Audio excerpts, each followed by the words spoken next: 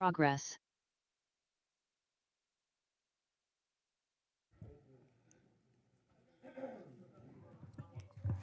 Good evening, everyone. If I could ask you to take a seat and please turn off or silence your cell phones at this time. Thank you. We'd like to call to order the meeting of the South Miami City Commission. Today is Tuesday, April 15th. The time is approximately 7 p.m. Madam Clerk, would you please call the roll? Yes, Mayor Fernandez, Present. Vice Mayor Corey, Yeah, present. Commissioner Bonish, Here. Commissioner Kaye. Here. You have a quorum. Thank you, Madam Clerk. If we could please all stand for a moment of silence, followed by the pledge led by Commissioner Kaye.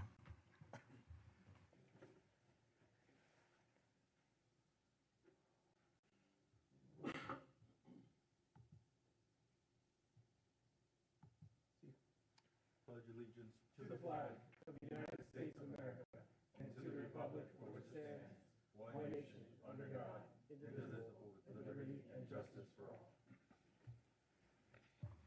Thank you. Please be seated.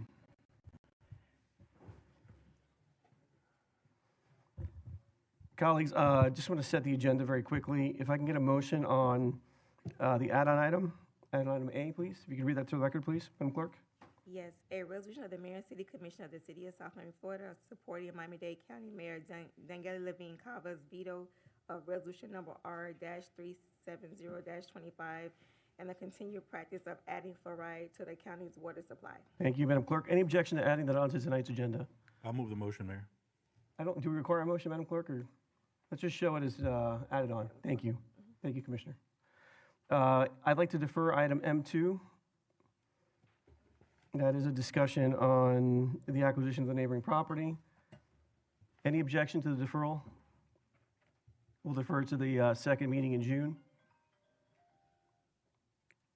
Madam Clerk, without objection, please show that item as deferred until the second meeting in June, please. Thank you. Okay. With that, if I can get a motion on the approval of the minutes, please. You go. Go ahead. I'll move the motion, Mayor. I'll second it. Thank you. A motion by Commissioner Kaya and a second by Commissioner Bonich on the minutes of both March 31st and April 1st, correct? Yes. Thank you. Madam Clerk, if you can call the roll, please. Yes, Commissioner Kaye, Yes. Commissioner Bonish, Yes. Vice Mayor Corey, Yes. Mayor Fernandez, Yes. minutes passed 4-0. Okay, great. If we can hear from the manager. Mr. Manager, your report, please.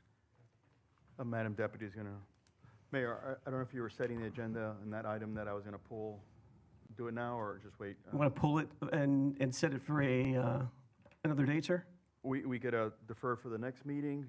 Great. We're potentially. talking It's, about Resolution item 5 on the agenda? Correct. I just need to, the length of the extension was aligned with Go the beyond the May date, the contractor, and contract? Yeah, you had raised the issue of, was that the contract, project timeline, and it's not, it's a contractor timeline, which we have to extend anyway, and I want to clean that up, so, So we'll move it to the first meeting in May then, sir? yes, sir. Okay. Is there a motion to defer item 5 to the first meeting in May? Shall moved by Commissioner Bonich Sure, I'll move and it. seconded by the Vice Mayor? Second. Thank you. Madam Clerk, again, without objection, please show that item as deferred till the first meeting in May. Okay. Thank you. Okay.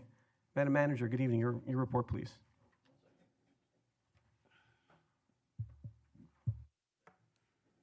On the event side, our active adults will be celebrating Easter this Friday from 10 to 12:30 at the Senior Center.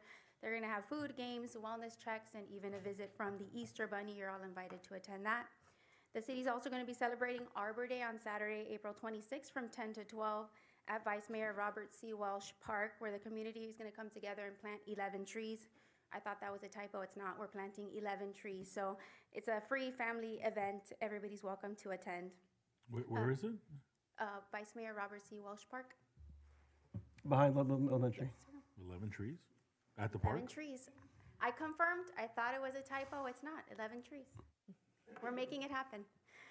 Update on the residential discount parking program. To date, we have 407 vehicles that are registered for that program. And lastly, I'm happy to report that we have chosen a vendor to move forward with for our strategic plan. So we're working with the city attorneys on a contract for that, and hopefully in the next couple of weeks, we'll have a timeline to share with you. That's the manager's report. Colleagues, questions of the manager? No. Commissioner Guy? No? On the registration, how are we communicating that to residents? beyond just social media? It's going out in our newsletter, our email blast. It went out in the residential mailer that everybody received, social media, and it's also posted on our website. Okay, so it's gotten to everyone's door. Yes, Okay, thank you. Further questions? Seeing none, thank you for the report. thank you. Mr. City Attorney, you're recognized for your report, please. Just an update on the litigation. The governor and the attorney general were served late last week, and they have entered an appearance through counsel, special counsel at the attorney general's office. William Stafford is the attorney that entered an appearance Okay, on their behalf. and what is their deadline to 40 respond? 40 days from the date of service. to Okay, Respond. and so roughly, what date is that? Roughly, we're looking at, so that would have been about April 10th, so 40 days, May 20th. Okay, and in terms of next steps, they will file a response, and then is there discovery, or is it just decided on the response and the complaint that were filed? How is the matter dispensed of by the We court? don't believe that there's any need for, at this time, we don't believe there's any need for additional discovery. Yeah, correct. But I don't know what the state's position will be on that. Understood. We'll be Okay. circling back with him to discuss that. Thank you. Colleagues, any questions of the city attorney? Okay. Seeing none, we will move on. We'd like to open the floor at this time for public remarks. If there's anyone in the audience who'd like to address this commission on any item, please come forward at this time. Mr. Ward, why don't you kick us off, sir?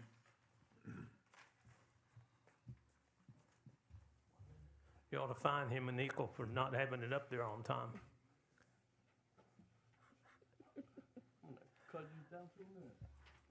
You know, over the years, you can imagine I've probably traveled almost every intersection in this city, and I have never been able to understand why there are so many minor intersections that have traffic lights with turns on them. And I think that's great. But there's a problem. That intersection at US 1 and 62nd Avenue at the hospital has no turn. And you go there around 4:30, 5 o'clock, and there are 8 or 10 cars in that line to turn. And sometimes there's so many of them that the straight ahead traffic isn't able to go. They have to go inside on that turn. And when the light turns green, the first person in line will shoot across there real quick. And when the light is turning red, whoever's left right there, they'll shoot right along and do it too. And you know, it never has bothered me because I come north-south all the time. And if I'm going north from the highway, it's easy to turn right at McDonald's. And I just think, I imagine it's probably a county intersection, is that correct? It is, sir, but we have been speaking with FPL because one of the intersection improvements that we'd like to explore is enhancing capacity on both sides. And since you're really familiar with that section, it's got a massive transmittal line above ground that sits right at the edge of the intersection. So we have to figure out how we can absorb the cost of the relocation there, sir. But you've actually, I want to thank you for your comments because you've reminded me to ask the manager about something else. So I'll get into that afterwards. Well, Please continue. excuse me for telling you that my hearing aids are broken and they just came back yesterday and I didn't hear a word you said. But anyway, I would hope that somebody would look into that and see if they could get traffic moving a little smoother, because when you're heading south on that 62nd Avenue, it's almost impossible. It is. The other thing I wanted to mention, I wasn't at the meeting, but a friend of mine told me that there was discussion about building a 14-story building at the J.R.E. Lee property. Is that correct? I don't know because it's not a project that technically is within our purview. So we have not been. I don't believe the manager. Mr. Manager, have you been approached with any particular plan for that site? There are rumors that we've all heard about possibly some. Well, the reason I raised some housing for teachers. That's it. I don't know the details. The reason I raised the question, I wanted you to be aware of the fact that there is an extremely tight agreement between the school board and the Williamson property. And the Williamson family gave that property to the school board many years ago during segregated time so that the black kids wouldn't have to go to Coconut Grove for elementary school. But he gave it to them under the understanding that under no circumstances will that building be used for anything else except education. And if it does, it'll go back to the family. And just about 2 years ago, the school board moved administrative offices in there and didn't have any students. And Williamson invoked the family invoked their right. And of course, the school board quickly got 2 classrooms of children in there. Now, whether there are children in there now or not, or whether there's been an agreement reached, I don't know. But it's something if you hear of anything, tell them to check into it, because it gets very nasty once in a while like it did the last time. And this can be avoided if the people that are responsible for this just know it ahead of time and look into it before the deep discussion starts. Thank you, Mr. Ward, for your comments. And by the way, you're looking particularly handsome today, since you can't hear me. Mr. Manager, actually, if I may, to you, to the police chief through you, if it's okay. On 62nd Avenue, I know that we have talked about more enforcement at that intersection. As I've thought about it, obviously enforcement would probably manned enforcement would probably exacerbate the bottleneck. But so I'm going to raise a question, which is probably going to annoy my dear friend and colleague to my left, Commissioner Bonich, which is that an intersection worth considering actually having camera manned enforcement so that we can actually cite people and try to change behavior? Because we do have a lot of blocking of the box at that intersection that exacerbates the already difficult condition of going north to south or south to north there as well. Huh? So I don't know if our camera, I know we have cameras for running the red light, but I do not know if those cameras actually issue citations for people that are actually parked in the intersection before the light changes colors. And so if we can get some clarity on if the chief could address that, if he's aware. I let the chief come up also, but I really don't know if the legislation that was passed for red light camera would allow other enforcement actions as a result of that camera, speeding for sure not. But I'm not sure that other traffic infractions are within the purview of that. So I'm not 100% sure. I don't know if the chief It's a good question. may be aware Sir. if the red light camera would be allowed to use for enforcement of other infractions outside of red light camera. I don't remember that if it does or not. No, sir. Outside of red light cameras, it would not.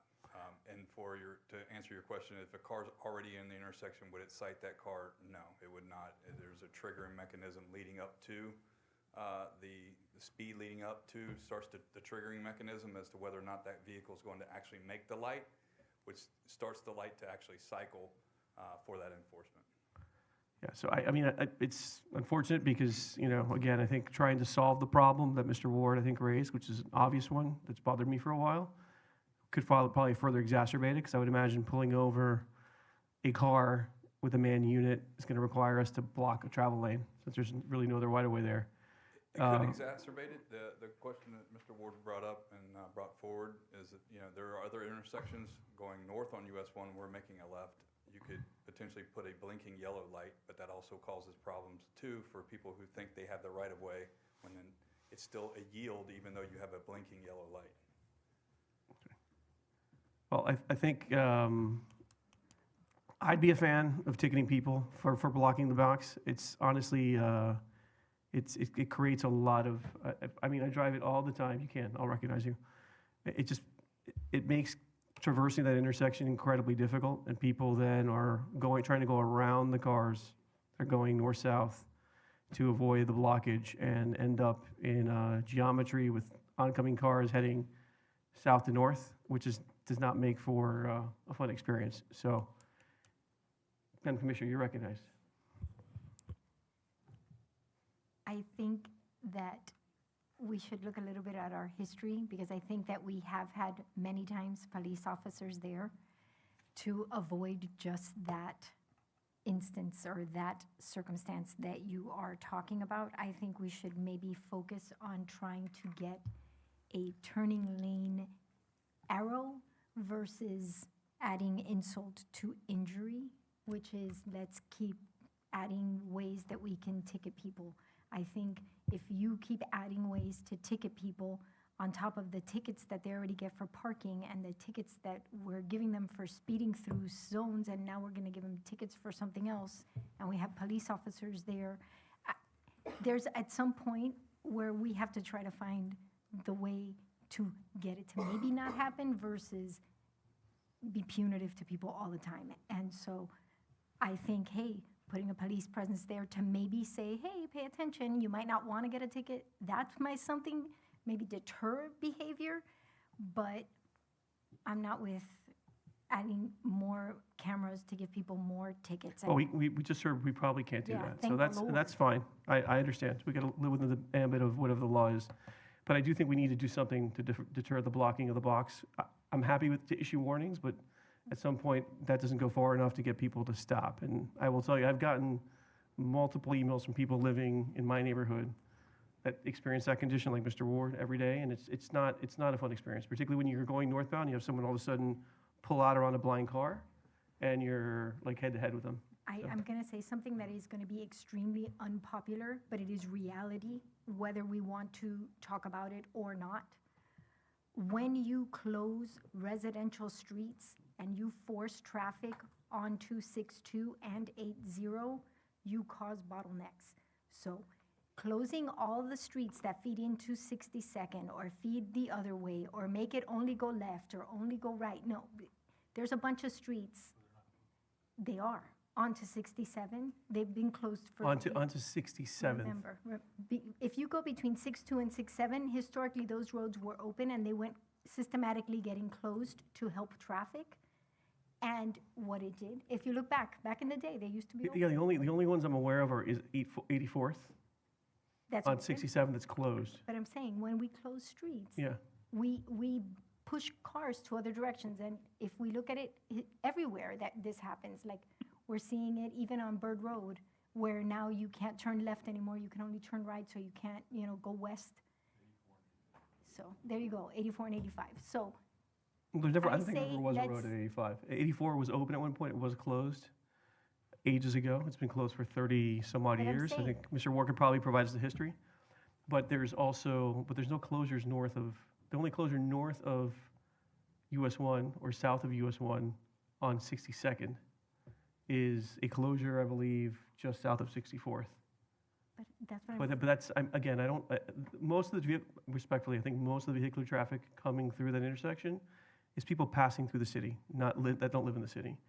So, You don't think the people that are on 6-2 trying to get across from, I always say McDonald's because I Yeah. am the person at McDonald's. I think finding a way or pushing towards having, the turn is the smartest thing. Thank you, Mr. Ward. The flecha, how do you call it flecha? a right The turn, arrow. a right turn. The lane, yeah. arrow Yeah, right is the turn. smartest thing we could do because that would alleviate. I would agree. It's just not something that's going to provide any relief in the short term. I know, but we have to think then Okay. long-term. Okay, we'll move on. Thank you. Thank you for the comments. The last thing is, Mr. State Attorney, I've heard, and the manager, we've heard a lot of discussion about this project at GRE Lee. Can we run title on the property and just see, to put to rest whether there is any sort of a deed restriction? Because people say that it's sold for that purpose, but I'm not sure that it was restricted or it came with any particular restriction. So if we can confirm that we can get that information out, it would be appreciated. Okay, further public remarks. I have Maddox Fernandez registered here. Mr. Fernandez? Good evening. Did you want to say anything? No? Okay. We'll move on then. Also have Mr. John Edward Smith.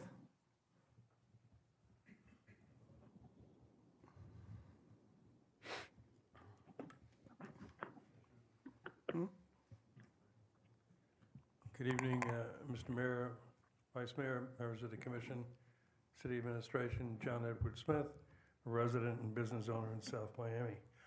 Let me just weigh in on 62 and US 1. You should look at it from the seat of a bicyclist. Today, going across southbound on the other side of 62, 3 cars came across after the light had changed from their green arrow. And that's because there's backup on US 1. Enough said. I'm reminded by the adage, don't say anything that won't improve on silence.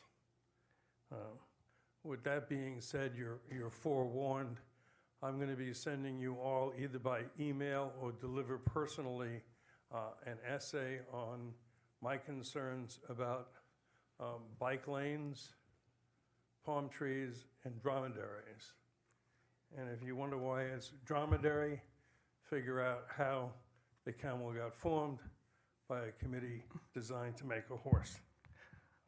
And with that being said, I wish you all, in this Judeo-Christian time, a very blessed week. Thank you. Thank you, sir, for your comments. Is there anyone else? Yes, sir, you're recognized. Mayor, I'm sorry, just from an agenda item, sorry to do this, it'll lighten the load, but we need to defer item, Resol 3, which is the Footworks item to Okay. next meeting. When the item was put together, it did not contemplate that police now use an off-duty Pay scale? roll call. Oh. And when we use that, the party that's having an event would have to pay directly to roll call. So the item was done in a way deferring certain costs, but yet we have to clean that up and structure it a different way. The Parks Director spoke to the representative from Footworks who was here, and they were amenable to letting this item come back, and we need to kind of do some work on it to ensure that if we're offsetting 50% of the cost, how we're going to do that because of the mechanics. of When the- is the event again? June 1st. June 1st, okay, so we have, okay. And she was here, and Director spoke to her and explained the situation, so I wanted, if possible, defer to the next meeting. Okay, so we'll defer to the first meeting of May. Any objection, colleagues? No. Okay, seeing none, let's show that item 3 as deferred to the first meeting in May. Okay, again, we are in public remarks. So if there's anyone here who'd like to address this commission on any topic, please come forward at this time. Seeing no one in the chamber, Madam Clerk, is there anyone online? Anyone on Zoom, please raise your virtual hand. Seeing no one online, we will close public remarks. And we do have the honor of having our County Commissioner, Raquel Regalado, here with us this evening. Madam Commissioner, welcome. We'll open the floor up to you if you'd like to say a few words. Thank you. Thank you very much. It's always a pleasure to be here in the beautiful city of South Miami. So two things. I came to speak on fluoride. I know that you have an item. As I've explained, I really think it's important for the municipalities to take a position on this. As a chair of infrastructure for 5 years, this item did not go through our committee process. It was brought directly to the BCC without an opportunity to hear both sides. And there were lots of misrepresentations made before the board. We were asking our municipalities to urge Daniela Levine Cava, our mayor, to veto. She has done that. And now this comes before our board on May 6th. Irrespective of how you feel about fluoride, I think it's important to recognize that this is not the role of our regulatory government. Miami-Dade County follows guidelines regarding air and water. We do not establish them. And my concern is that this is a slippery slope where I may have a commissioner a month from now that wants me to change how much chlorine I put in the water. And that's simply not what we do. The EPA did lower the amount of fluoride in water at the national level 10 years ago. So the statements made that nothing has changed since 1950 is not true. There is a court case that is asking the EPA to look at that again. And SB 700 is a state action that is being brought by the Commissioner of Agriculture, who wants to prevent the counties from using fluoride. His argument is very different. He's not saying that there's a public health issue. He's saying that we no longer need to put fluoride in water. But that item has gone through the process in Tallahassee and will be voted on, which is why my first request to the Board of County Commissioners was a deferral until the end of the session to see if the state of Florida decided to take a position similar to that of Utah. But that being said, I am here to tell you that Miami-Dade County water is safe. There's no public hazard. This is just a lot of politicking. And I think that it is an opportunity to set some boundaries. As a person who works directly with water and sewer, I can tell you that we have gone out of our way to meet with all our regulatory requirements, including ocean outfall, and that we will continue to do so. So that being said, I would love your support, and I'm here to answer any questions that you would have on this issue. Colleagues, any questions? You're recognized. It's great to see you. Thank you for coming this evening. Always a pleasure. Who sets the guidelines for the county? So do we get them straight from the federal government? Yes, So straight from if the the EPA. if the state were to do something, then we follow them versus Well, if the we're EPA? preempted from adding any chemical to the water, then it is between the state and the federal government to hash that out. Right now, the federal government has a recommendation that we add fluoride, and they lowered that amount 10 years ago, and that recommendation is based on particular studies. Those studies are being reconsidered in real time, but a lot of the studies that were mentioned at the Board of County Commissioners are studies that were based on 4 to 5 times the amount of fluoride that we put in the water based on these standards. These are old studies and ones that are not looking at the amount of fluoride that we use. So if there is an issue between the state and the federal government, so be it. My other issue with this, outside that I think it's outside the scope of our government, is that it also exposes the residents of Miami-Dade County to liability should there be a lawsuit. And that's why one of the examples that I gave on the board was what happened in Albany, New York, where they decided to take the fluoride out, and then they had 2 class actions. $20 million later, a few months ago, they decided to add the fluoride back. So it's a very expensive proposition to make, political decisions this way. I would tell you that it's probably the most expensive internet reel that Miami-Dade County has ever made. Thank you very much. Further questions? Okay. You had something else you wanted to share with us? Yes, the other thing I wanted to mention is obviously it's April, so it's Autism Acceptance Month, and every year we roll out programming at the county, and we want to thank you for your support and your disability board. You really are doing amazing things. Last year we rolled out the decal with all of our police officers. We're happy to report that the Sheriff Rosie, is implementing that, and we're actually going to be promoting that more countywide. It has been very successful, but we want more people to register and to use the decal. But this year's rollout is actually the 3rd Saturday of every month.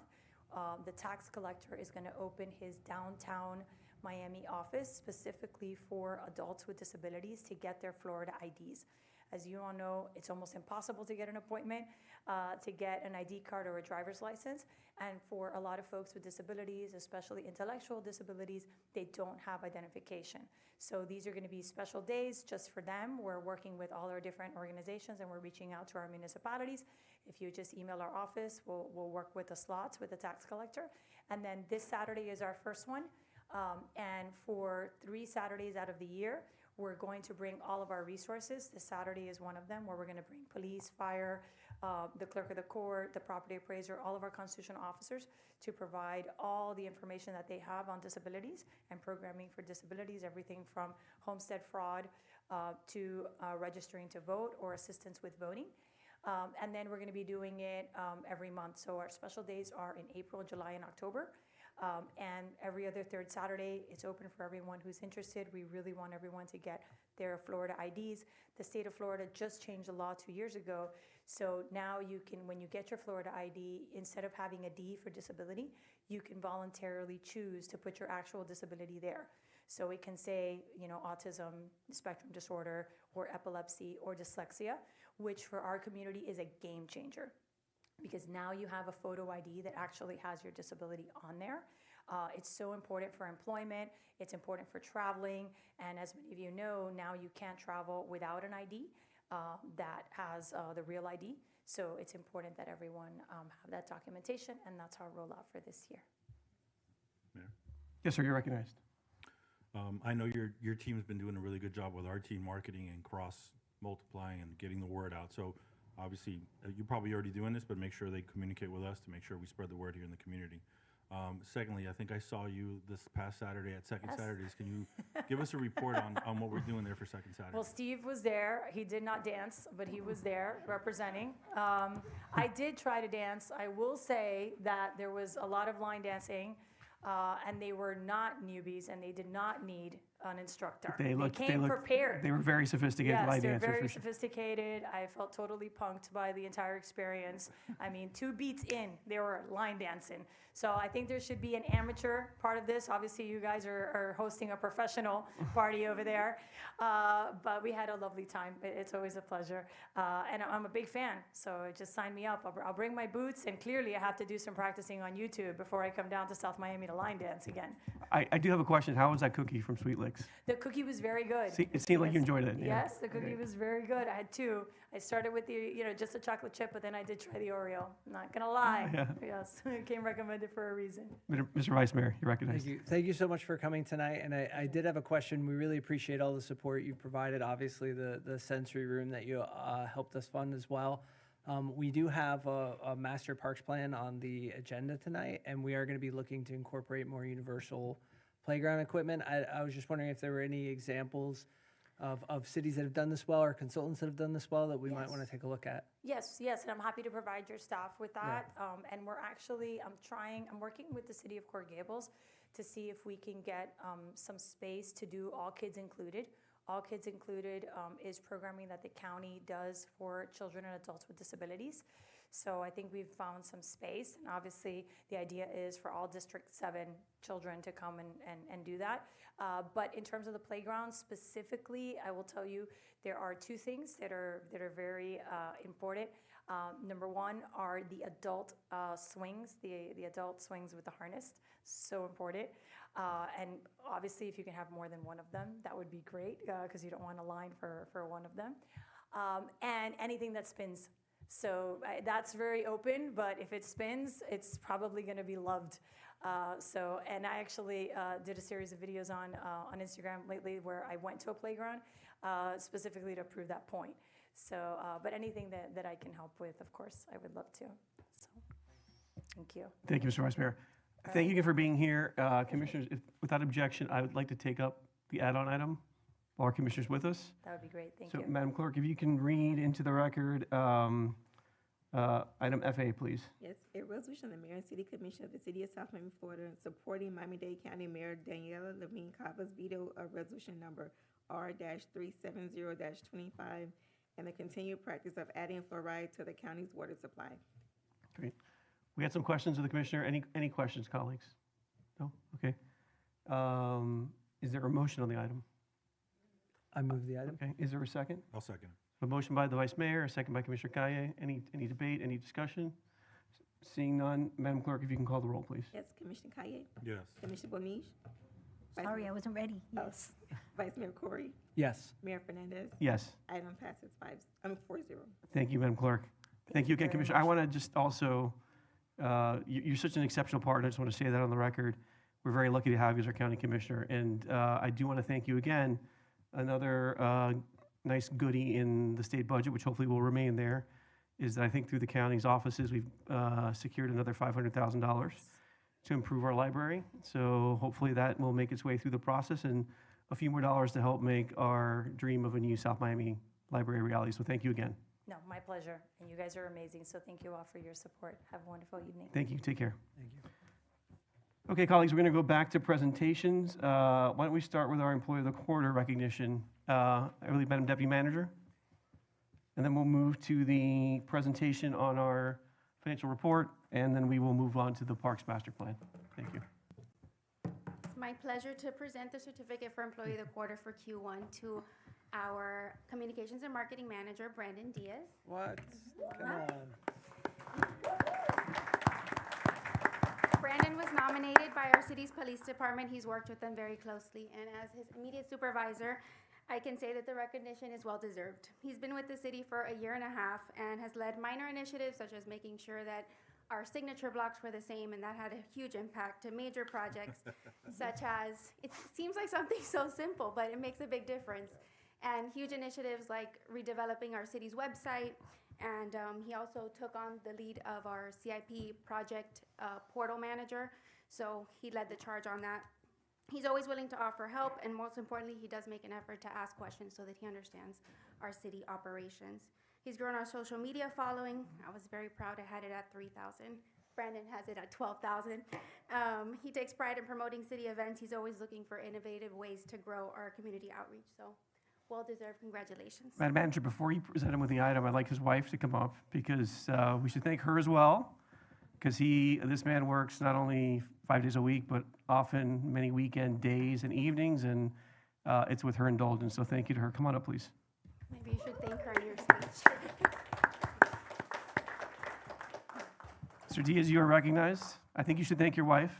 Just advice. I want to start there. I'm gonna start off by thanking my wife, There you go.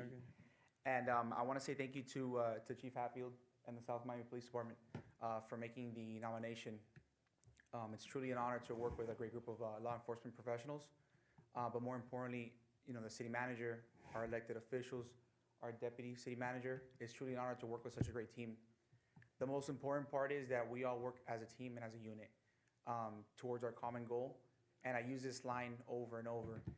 South Miami is a diamond that hasn't been polished. Ever since I started coming to work for the city, I saw how special the city truly is, not just from our elected officials, but the community as a whole. And it's truly my honor to be able to be the person that communicates that and markets that, not just to our businesses, not just to our residents, but to the greater Miami area as a whole. So I want to say thank you to the manager's office and to everybody for the nomination. Thank you. Thank you, Brandon. Thank you for making Alfredo cry. Let's take a picture. You are recognized. I just want to say, not everybody may know this, but Brandon was actually in Tallahassee doing the whole lechon thing and talking us up like we were the best thing since sliced bread. So there, even when he's not here and he's not official, he's still talking us up. So thank you. Thank you. Thank you. Okay, let's go now.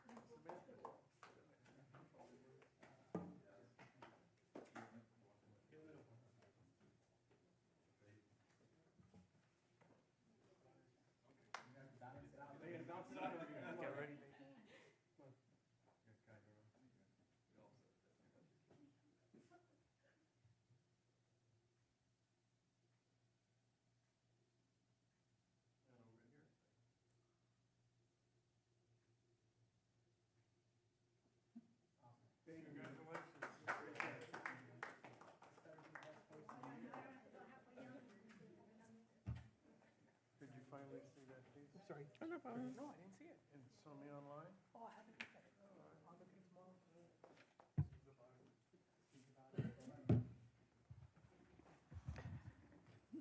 Hey, man, Deputy Manager, I just want to nominate Brandon for what's that little skit you do with questions? So next one, he's got to be the one profiled. So, okay. Okay, moving on. If we could have the presentation on our certified, I guess our CFR. Good evening. No, we're doing the accounting first.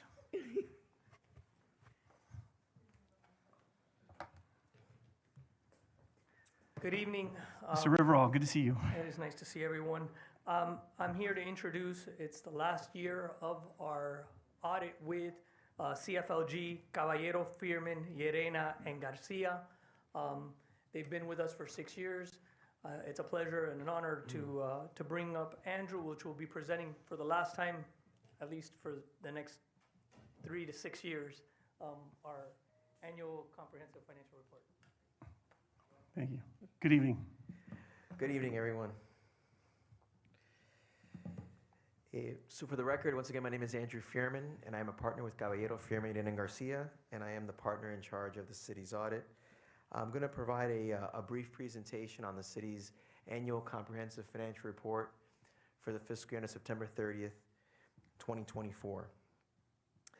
Now, it's broken up into, your annual comprehensive financial report is broken up into various sections. There's 4 sections. It's the introductory section, the financial section, the statistical section, and the compliance section. I'm just going to point out a couple of things within each section. First, within the introductory section, the one thing I'd like to point out, and that's on page Roman numeral 12, is the Certificate of Achievement for Excellence in Financial Reporting. The city did receive this for the prior year annual comprehensive financial report. It is, as everyone knows, it's a prestigious award that's provided by the Government Finance Officers Association. This ACFR is going to be submitted as well for the award, and we do expect that it will receive it because it does meet all of the requirements. Next is the second section is going to be the financial section, and the first item I'd like to point out within there is the auditor's report. That's on page 1. That's on pages 1 through 3. There's a few sections within there. I'm just going to paraphrase a few things within there. The first section is the opinion section. It's the most important section.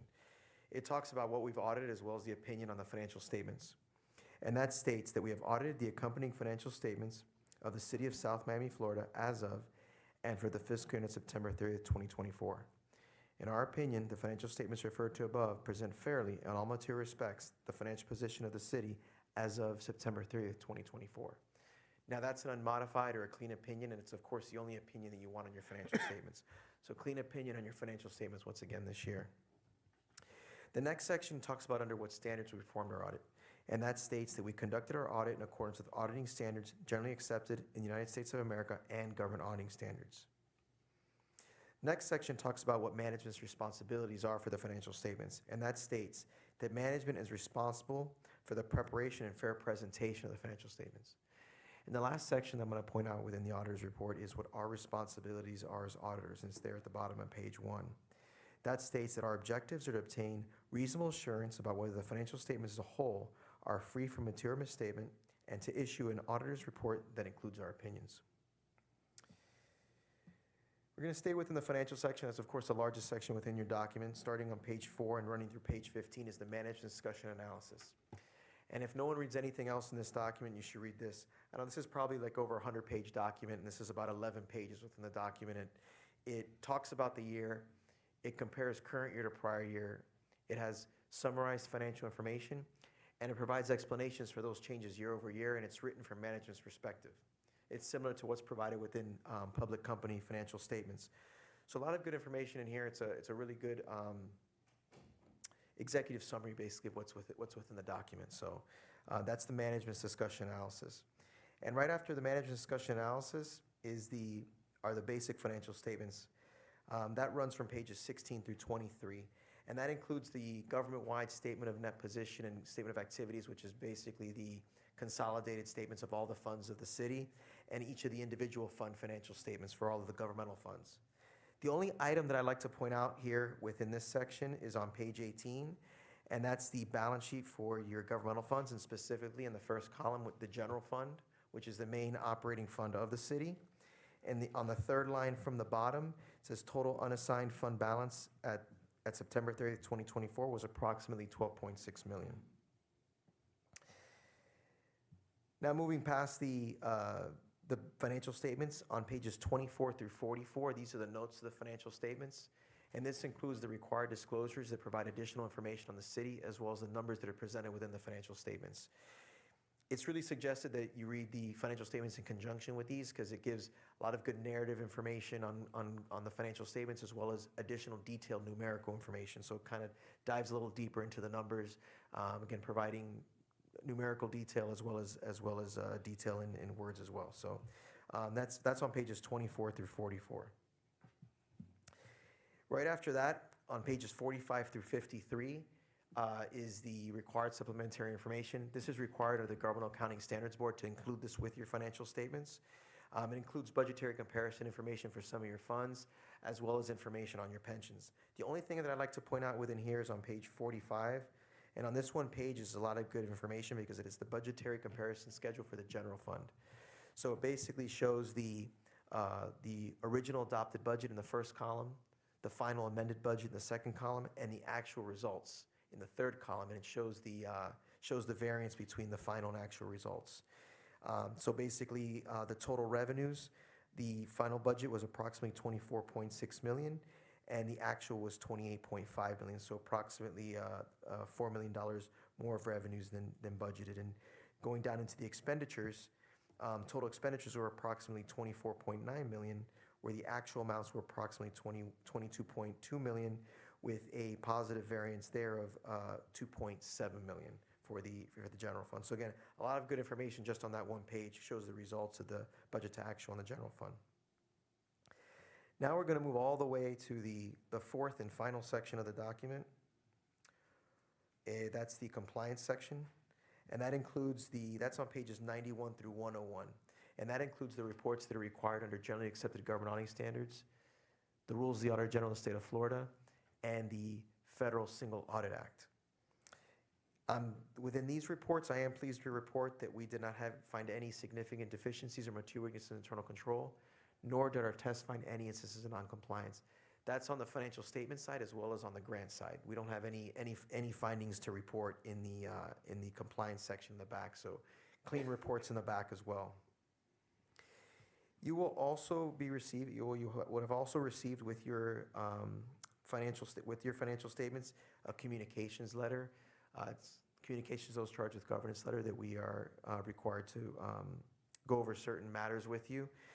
These are all standard matters, standard communications.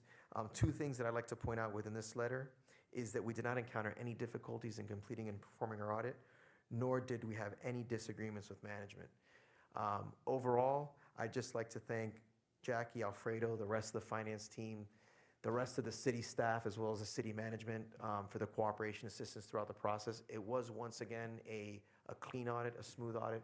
We come in, we ask for a lot of information. Then we process that information, and we ask for more information, and we ask a lot of questions, and we try to do that in a way as not to disrupt the city's daily schedule. But the city was up to the task, and it really is a testament that we are here on time to be able to present this to you and present to you a clean report. So it is a testament to the hard work of the team here at the city. And I'd also like to thank you as well for your the trust that you have put in my firm and in me to perform your audit all of these years. We're definitely going to miss coming every year to do your audit. Hopefully, on the next round, we'll be able to come back in, and it really has been an honor, a privilege, and a pleasure to be of service to the city all of these years. With that, I'll leave it there. I'll open it up to any questions that you may have at this time. Thanks again for the opportunity. Thank you for the presentation. Colleagues, any questions? Seeing none?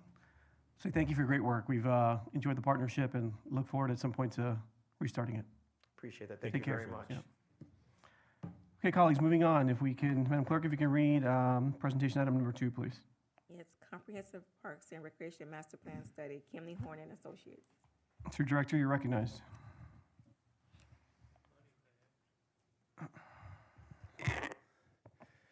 Thank you, Mayor. Good evening, Mayor, Vice Mayor, Commissioners, City Administration. This evening, you guys have an item before you for a 10-year comprehensive Parks and Recreation Master Plan study. Before you read that into the record, wanted to have a brief overview of the process that's going to be presented by Kimley Horn. The project manager for Kimley Horn is Hadley Peterson, and her team will provide an overview of the master plan process and what we plan to get into during that 10-month process. And if you have any questions or comments, we're here to answer. Thank you. Like Quentin mentioned, my name's Hadley Peterson. I'll be the project manager for this effort. And with me tonight is Dave Thayer. He's our joint use and facilities specialist who will be a key component of this plan. So we're just going to walk through the overall kind of approach and scope so you all really know what we're diving into. So our approach is really rooted on the idea that parks are foundational for a high quality of life, something that you have here in the city of South Miami. And so we use a CAPRA approach, which is the Commission of Accreditation for Parks and Recreation. So we've worked with over 30 agencies around the country on this CAPRA accredited approach, and you'll see some of your neighbors up there, Pinecrest, Miami-Dade County. We've been able to work with them using this approach as well. And the approach is really rooted in community engagement. So we'll kind of talk through what that looks like, but this is a 10-month process, like Quentin mentioned. So we're really hoping to get started within the next month, looking at kind of a mid-May start, hopefully, by May 15th. And you'll see here that we iteratively will come back and talk to you. So this is our first kind of opening the dialogue with you as part of this process, but then we'll be with you, if not every month, every other month through the rest of the 10 months to make sure that we're really listening to our community, listening to your priorities, and integrating that into this bold vision for the city of South Miami. And so this 10-month process is something that can be done. We've done with other agencies across the state as well as the country, and is really rooted in allowing time for us to do kind of the technical, quantitative research, but then also engaging really deeply with community. So I'm going to give it to Dave to talk a little bit about our community engagement approach. Thank you very much. Our community engagement approach is such that we really want to make sure that we get deep and meaningful input from the citizens, not only the users, the direct users, but also the non-users. But then also we want to talk to folks that own businesses and folks that work at the city and folks that work in the county, get their input about what could make the system even better. So our approach is not only meeting with formal meetings, but also informal meetings too. A lot of pop-up events. For instance, we will meet at farmers markets or 4th of July festival or something like that to help enhance this. And to make it noticeable and recognizable, we will apply a branding tactic to this that we'll work with Quentin on to develop. As you can see here, we want to make sure that when people see the Parks and Rec master plan branding, that they know what they're coming to talk about and understand. And these are just some pop-up events or focus groups that we will incorporate as part of this event. And then also we'll gain a lot of qualitative data from that too. But we want to balance that with some quantitative things. So we want to talk about the use. We want to talk about level of service and those types of things with the project. So we really want to kind of balance these type of things and make meaningful data important for the South Miami. So the engagement methods are just one way that we'll be getting kind of the inputs that make up this needs assessment. So like Dave mentioned, we'll have all the qualitative feedback from the dialogues and conversations with the community. We'll have that input from the statistically valid survey that will go out to every household in South Miami, giving everyone a chance to participate. But we also have on our end the more technical stuff. And so those tools in the toolbox are everything from looking at your existing plan, what's been completed, what hasn't been, what have been some of those major hurdles in actually implementing things to make sure we're accounting for that this time in the process.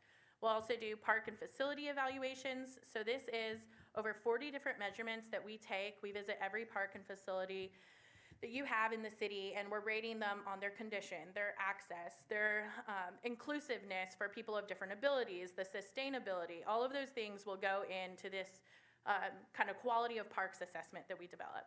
We also then are looking at your programs and trends. So the programs from the recreation side, how are those comparing to trends we're seeing in your state, in the state, in the country? And then we compare, the city of South Miami against other similar sized and funded agencies. Where are we falling? What can we do better? Where are we, beating the pack essentially? And then also looking at the demographics analysis. So this plan is not only for the city of South Miami today, but also looking, ahead 10 years.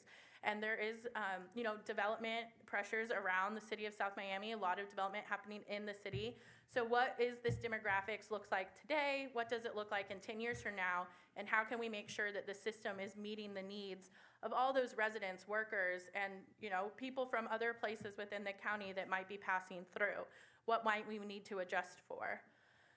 We'll also look at level of service, and one way to do that is access. So how, this has typically been like a walk shed. How many parks are within walking distance to you? Obviously, in a city, geographically that's as small as the city of South Miami, we start to think of other things as well. How are we looking at transit as it connects to your parks and your facilities and your open spaces?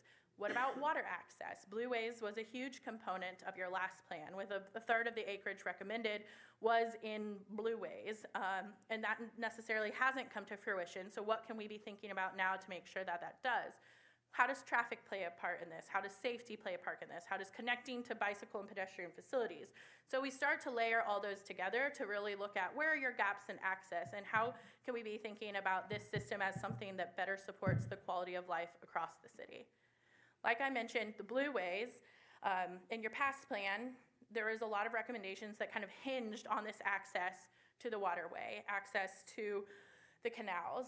And so Kimley Horn, our firm, has experience working with both Miami-Dade County as well as the Water management district and really implementing these. Everything from private development to larger recreation master plans, really having those conversations about what, mechanisms need to be in place for this access to be granted. So we've worked with jurisdictions around this local area to make that happen. Two of your neighbors that we've worked with, Pinecrest and Coral Gables.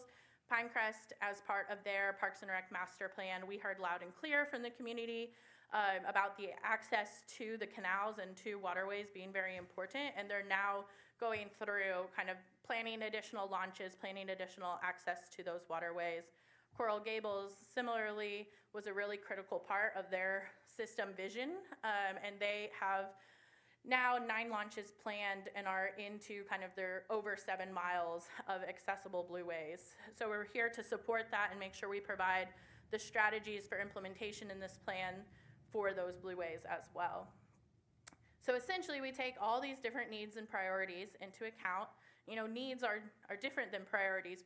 Not everything can happen all at once on day one. So we really start to sift through this information to identify what are your top 5 priorities as a city for your parks and recreation. And so we look at all our different needs assessment techniques, kind of sort them by facilities and programming, and start to see what rises to the top. And that's part of what creates our long-range vision. And so this is really a bold and unified vision. And so this is meant to stretch you, places to grow, but also is going to be achievable. So we really ground that in some guiding tenets or principles. You see here those guiding principles from Pinecrest. We work together with the commissioners, with the community, with other stakeholders to really make sure we have these solid and in place before we move into creating our strategic goals. So every strategic goal that we have comes along with measurable objectives alongside it. So each one of these will have a time frame. Is this a high priority in the first 3 years to get done? Or is this something that we'd really like to see, but there's some big moves that might need to happen, and start to time that out for you, as well as indicating, what might need additional resources than the city can provide, and is that monetary resources, is that staffing, is that partnerships, is that private partnerships, and really helping you look at the how-to to make sure that this is happening. Ultimately, to give you a path that lets you maintain public investment in infrastructure. And so as part of this strategic plan, we have the capital improvements plan. So we create an individual park CIP for every park that you have. And the way that we sort out the projects are what's sustainable versus what's visionary. And sustainable projects, when we talk about those are things that may, have already been thought of anyway, that need to happen, or that are not likely to increase your annual operations and maintenance costs. It's, kind of business as usual. We need to do this to maintain our system. And visionary projects are those that are looking at enhancing or expanding or, a little bit bolder, but that those also come with increased O&M dollars. And so you need to have a balanced CIP when it comes to this. So we sort them out. We take into account the quality. We take into account the priority from the community. We do the cost estimation to essentially say, here's the order that you should be doing these things for each of your parks. And with that, we also look at a range of other strategies to make it happen. Everything from that phasing that I mentioned, getting your highest needs done first, to looking at additional revenue sources, thinking, this general fund can't be everything for everyone, so what else might we do? Looking at either additional revenues or how to leverage your grant matching. Cost recovery has a very sustainable, way to think about this. Private partnerships, working with other developers or business community or faith-based organizations, kind of what are the key pieces that will make this work. And ultimately, creating a sense of criteria so that we can balance the opportunity of what happens when something arises that wasn't in this plan. But we have the criteria to help us make those data-driven decisions down in this 10-year path. And then all of that gets consolidated into a nice report that we'll bring back to the community, bring back to commission at the end of it. So that's kind of the culmination of 10 months of work. But another piece of this that's really important is the joint use study and the work with Miami-Dade schools and the parks, which Dave will touch on. Thank you, Hadley. This first phase, the first 4 months, we'll focus directly on Palmer Park and its integration into the community. And we want to focus on three key items that will be important on implementing the school facilities. First, we want to talk about the built environment here. So we want to make sure that we understand the existing conditions. We want to understand the roads, the connectivity, the access, and making sure that it's usable. And so, for instance, our project lead on this portion here, Michelle Latte, who couldn't be here due to a family obligation, she lives 3 blocks away from this park, and it's very important to her. So she comes with a certain level of passion and understanding about this project, and really some really bold ideas about how to activate it and really kind of improve the programming for Palmer Park. And some of these ideas are really creating that sense of place. That could be through various levels of art installations, whether it's informal murals or formal installation, but really something that really celebrates the culture of South Miami and really creates a you know where you are when you come to this park advantage. And then we really want to optimize the resources. So that's improved programming. This is a very nice park here. It's got really nice lights and great ball fields, but when games aren't going on or school's not in session, it remains a little bit dormant. So find ways to improve the programming of the space and really find a way to activate it. And so, you know, to do this, a lot of it's going to be coordination with the school district as well. I have personally worked on a couple joint use facility projects with the school district of Miami-Dade, and you know, there's a lot of reasons to do this. It creates a lot better connectivity and ingress and egress, makes it a real part of the community. You can share operations and maintenance costs. You can really activate the park, make it a really true community asset. Because you know, parks and the schools are really the cornerstones of a great community. And you know, hopefully through this master plan will help put that first bit of polish on this diamond. Thank you. Yeah, so we just wanted to leave you with kind of this overall schedule, understanding that this will be completed in 10 months. We're ready to hit the ground running. And this Palmer Park and joint use study portion, we're really prioritizing to the front of the project to get that, you know, underway, those conversations with Miami-Dade Public Schools happening and really figuring out what those joint use studies might have so we can integrate that into the implementation portion of your overall system plan. Thank you, Hadley. Colleagues, questions? Mr. Kaye, you want to start? Thank you. Go ahead. Thank you. Thank you so much for the presentation. I think all of us here on the commission really wanted to see this. This is something that we're looking forward to. I think it's really important for our city as we continue to grow that we incorporate the lifestyle and what we're used to and to make it best in class. I think that's something that we always want to try to go ahead and do. Now, the only questions I had for the previous understanding and historical references, the previous 10-year plan, I don't know if obviously you've had a chance to review it.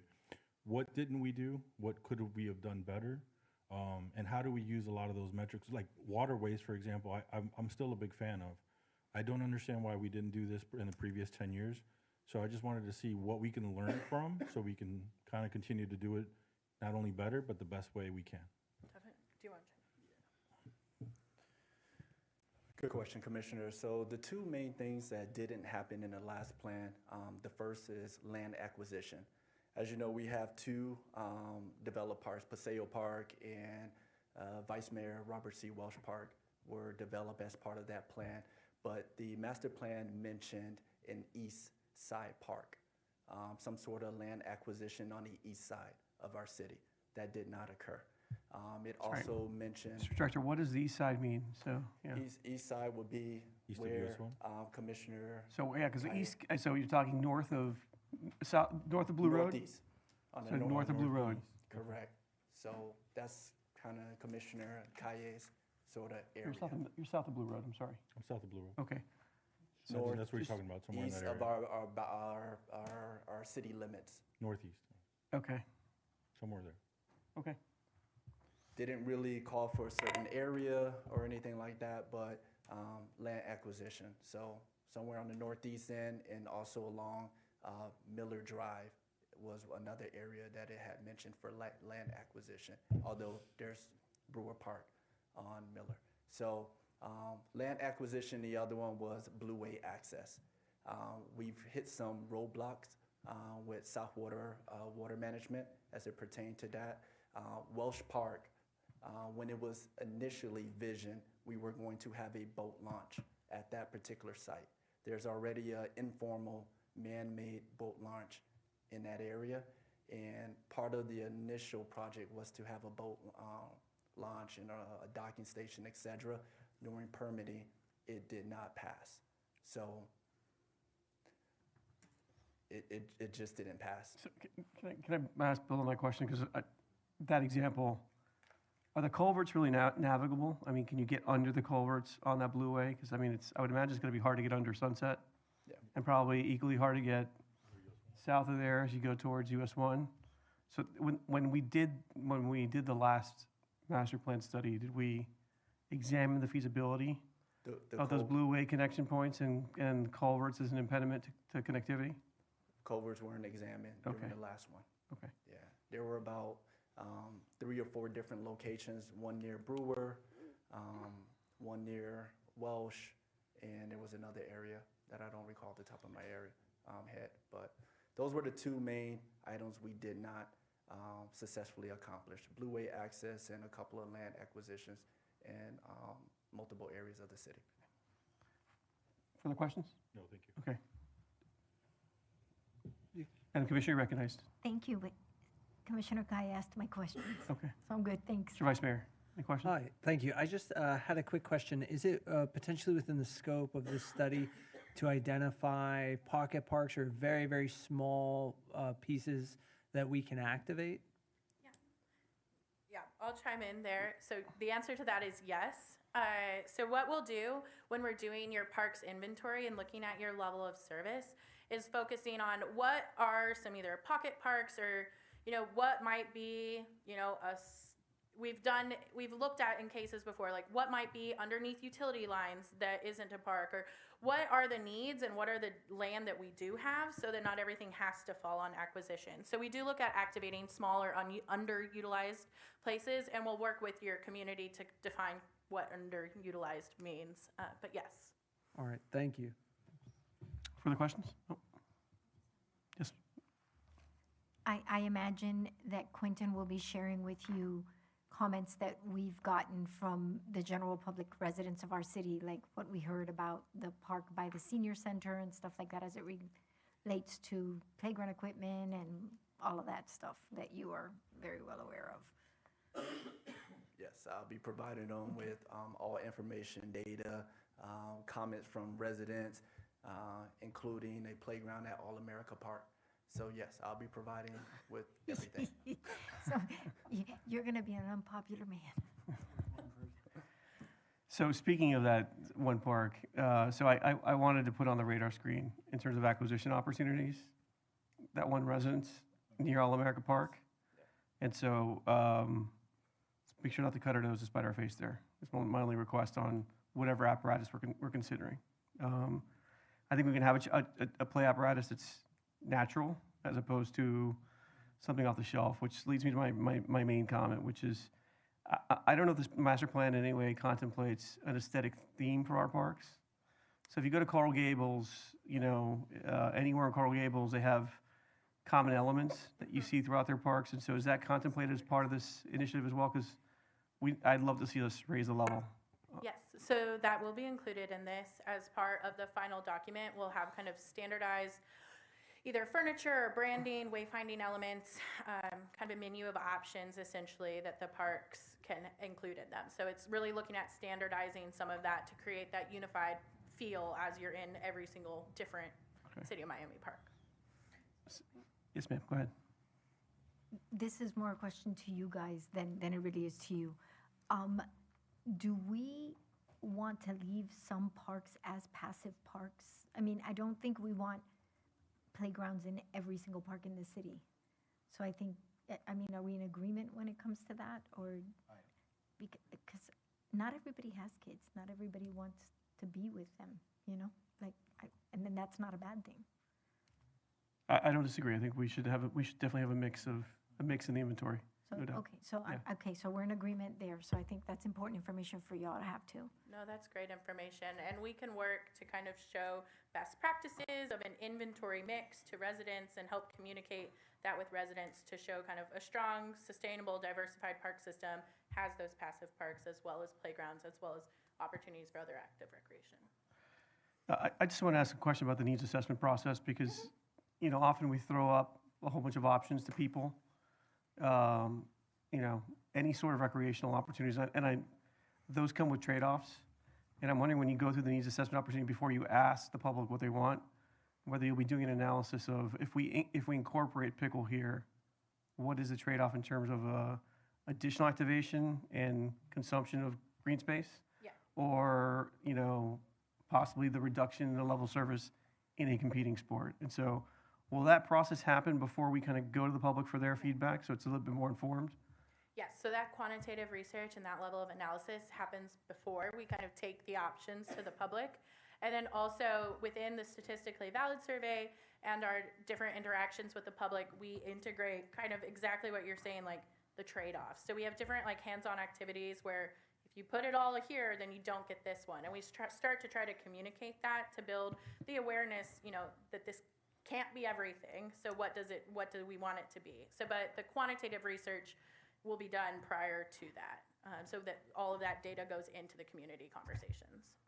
Yes, you're recognized. This is more a note to us again than it is to y'all. We need to be super aware, and when I say we, I mean Quentin, I mean whoever is overseeing when we do these parks, so we don't end up with 2,000 sprinklers like we did at Bob Welsh Park, where there's like a sprinkler every 2 feet.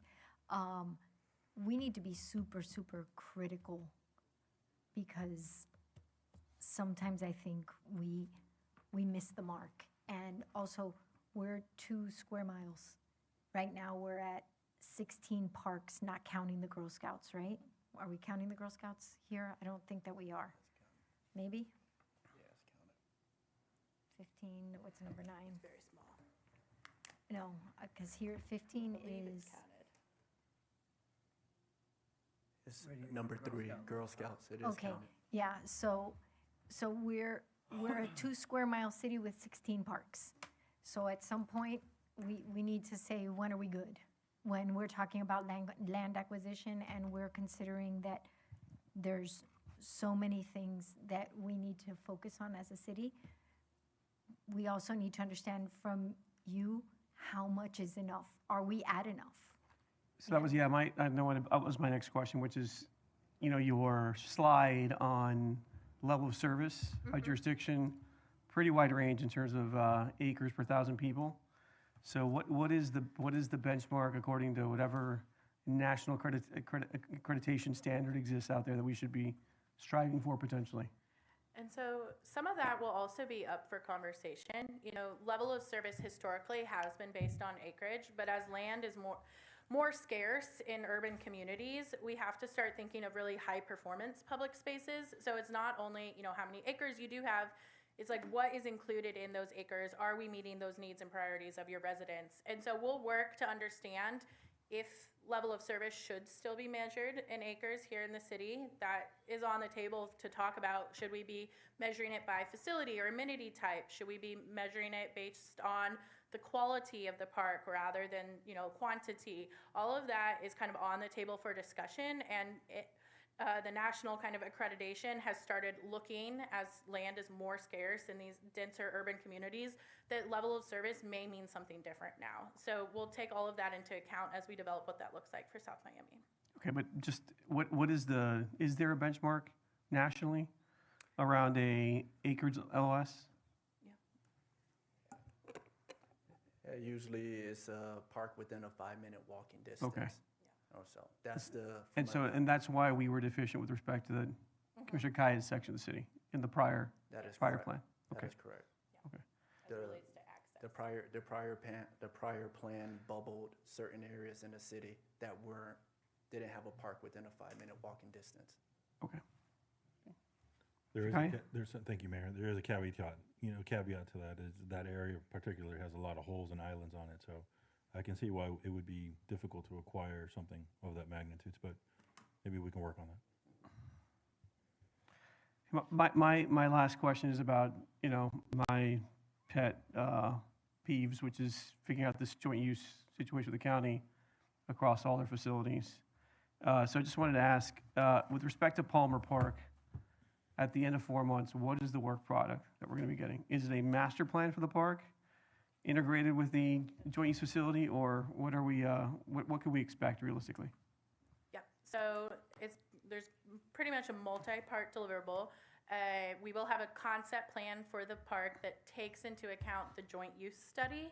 And so that study, if you want to talk a little bit more about what will be incorporated into that, but that'll be the basis of the updated conceptual plan for the park. Sure. The joint use study will look at both the various needs, not only the park and rec's needs, but also the school's needs. There's a heightened level of security around schools, and so we need to be kind of mindful of that. But ultimately, sharing the operations and maintenance costs and sharing the activation of the park.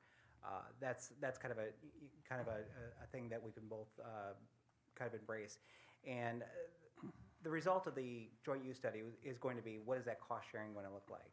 Not only what does cost sharing look like. Let me back up, because I don't want to, again, and this is my personal approach to things. We're doing it here at City Hall. I don't want to focus on dollars first. Yeah. I want to focus on what we can do by way of maximizing and reorganizing the park in terms of program. And so is that going to be a concrete deliverable in terms of this facility? Yes. Okay. And then I guess the dollars will be informed by the revised program. That way this body isn't engaging in a unsustainable type of practice. And by, say, sharing the operations and maintenance costs and responsibilities, that is just to understand that division of labor between the school and the Parks and Rec department. So we might not focus necessarily on the dollars and cents, but it's going to focus on that responsibility as well. So that will be the end result of the joint use study. And if I may, it would also feature accessibility issues, how we, egress, ingress from the park to the school. Also looking at delineation, how do we protect the school so that we can use it during off hours, right? And last but not least, a full concept of what Palmer Park will look like in years to come, what that may be, whether that's a track and field, whether that's a turf football field, whether we move one of the diamonds to the school, an entire concept, that's agreed upon by the community and through your ideas, concept plan for Palmer Park, along with capital outlay and how much things cost, et cetera. So everything they just said, including the accessibility, the safety components, and a concept plan for the future of what Palmer in the school looks like together from an outdoor standpoint. Okay. So that's by month 4. That's the goal. That's the goal. No, that's not the goal. That's what we're going to do. So, okay. You said it, we're doing it. So, 4 months, let's go. okay. Colleagues, further questions? Okay. Thank you for the presentation. We look forward to getting started.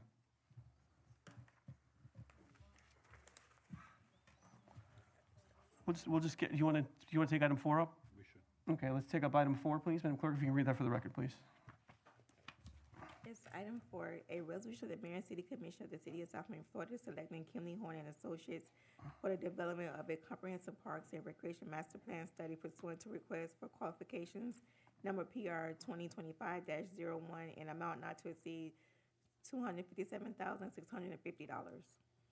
Thank you, Madam Clerk. Mr. Manager, Mr. Director, any further color you'd like to add on this, to this item on the record? No, Mayor, I'd certainly be happy to answer any questions. Obviously, this is a culmination of a procurement process with Kimley Horn being the recommended firm through the committee, and I've concurred with that, and I brought this recommendation to award this contract to Kimley Horn for the master plan. Colleagues, questions? No question, Mayor. Okay. Before we move the item, I've shared this with the manager, I'll say it publicly. I know that with this, again, it's not a reflection on Kimley Horn, looking forward to working with you, but in the future, I think we need to be better about our procurement here in protecting the integrity of other submitters. We had an issue here with a respondent who put their best foot forward in the initial solicitation. We terminated that because we wanted broader participation, and their submission was not protected to the best extent we could have from being accessible to the respondents, placing them, I think, at a disadvantage. And so Again, I've talked about it with the manager. I think in the future, let's just be mindful of that and strive to do better and be respectful of the fact that people put a lot of time and energy into these submittals. They're not without a cost to the respondents, and I want to make sure that we're encouraging the broadest participation by being mindful of the fact of the investment that any number of respondents make. And I know that was the intention and has been the intention of staff for procurement to the department on down, but again, here we did not hit the mark, and I think we just need to acknowledge it. So with that said, however, I'd like to move the item. Is there a second? I'll second it, Mayor. Okay, so a motion by myself to adopt, a second by Commissioner Kaye. Any further comments or discussion? Seeing none, Madam Clerk, if you can call the roll, please. Yes, Commissioner Kaye? Yes. Commissioner Bonige?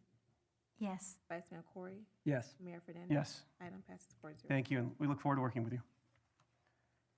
Okay, colleagues, anything else you'd like to take up in any particular order? If not, I'm going to go back to the discussion items and then go through the regular order. Okay? Go ahead, Mayor. So, Madam Clerk, we've got a discussion item number 1.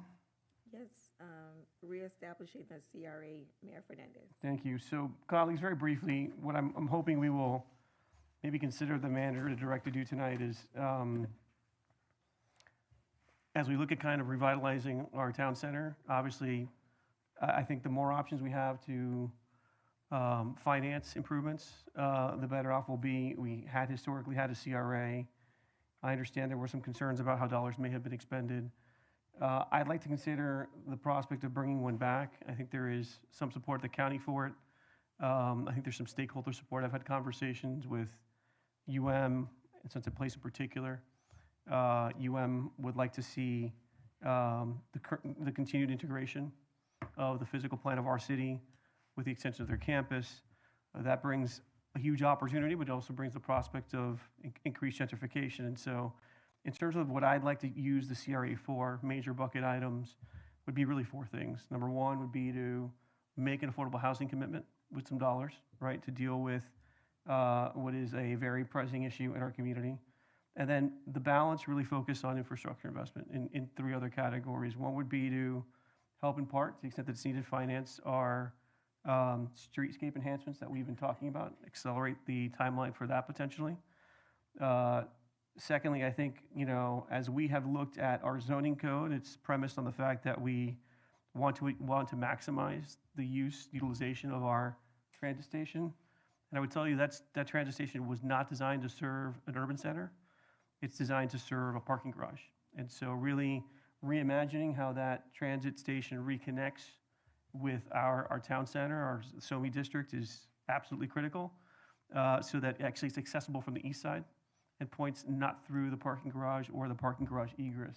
I also think that we want to weatherize it if we can, to modernize it, because it's not, if you've been a user, particularly during the summer when there's rain, there's heat, there's humidity, it's not a comfortable experience to be standing on that platform subject to wind, rain, and the elements generally. And so I think there's potentially an opportunity to enhance that amenity, to drive more throughput and more utilization to increase connectivity.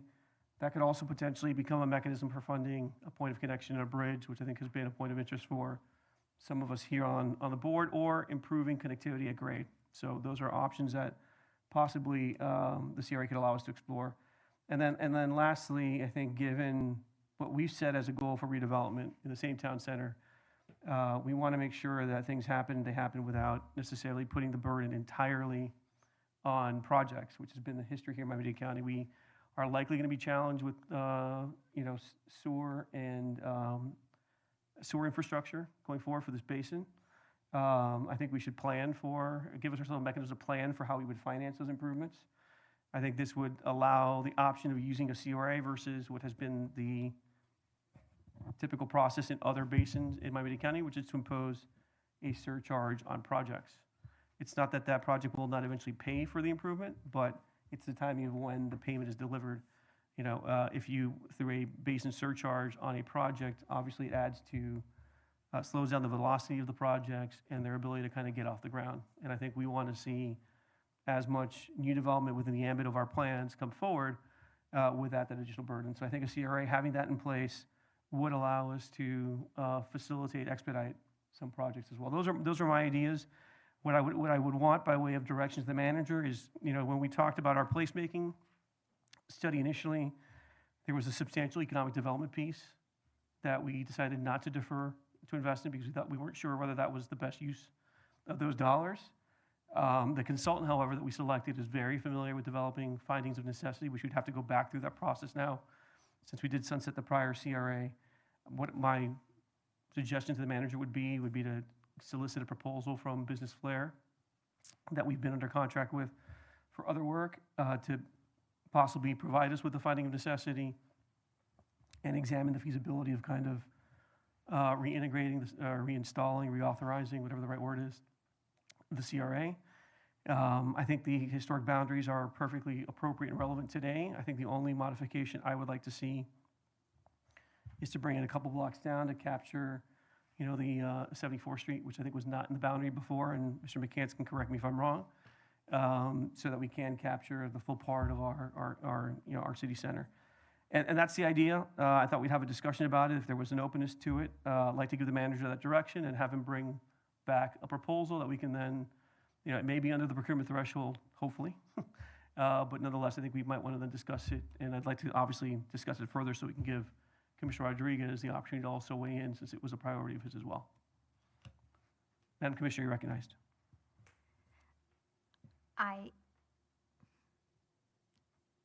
I'm open to this if we are able to put in very strict guardrails on how this is going to happen.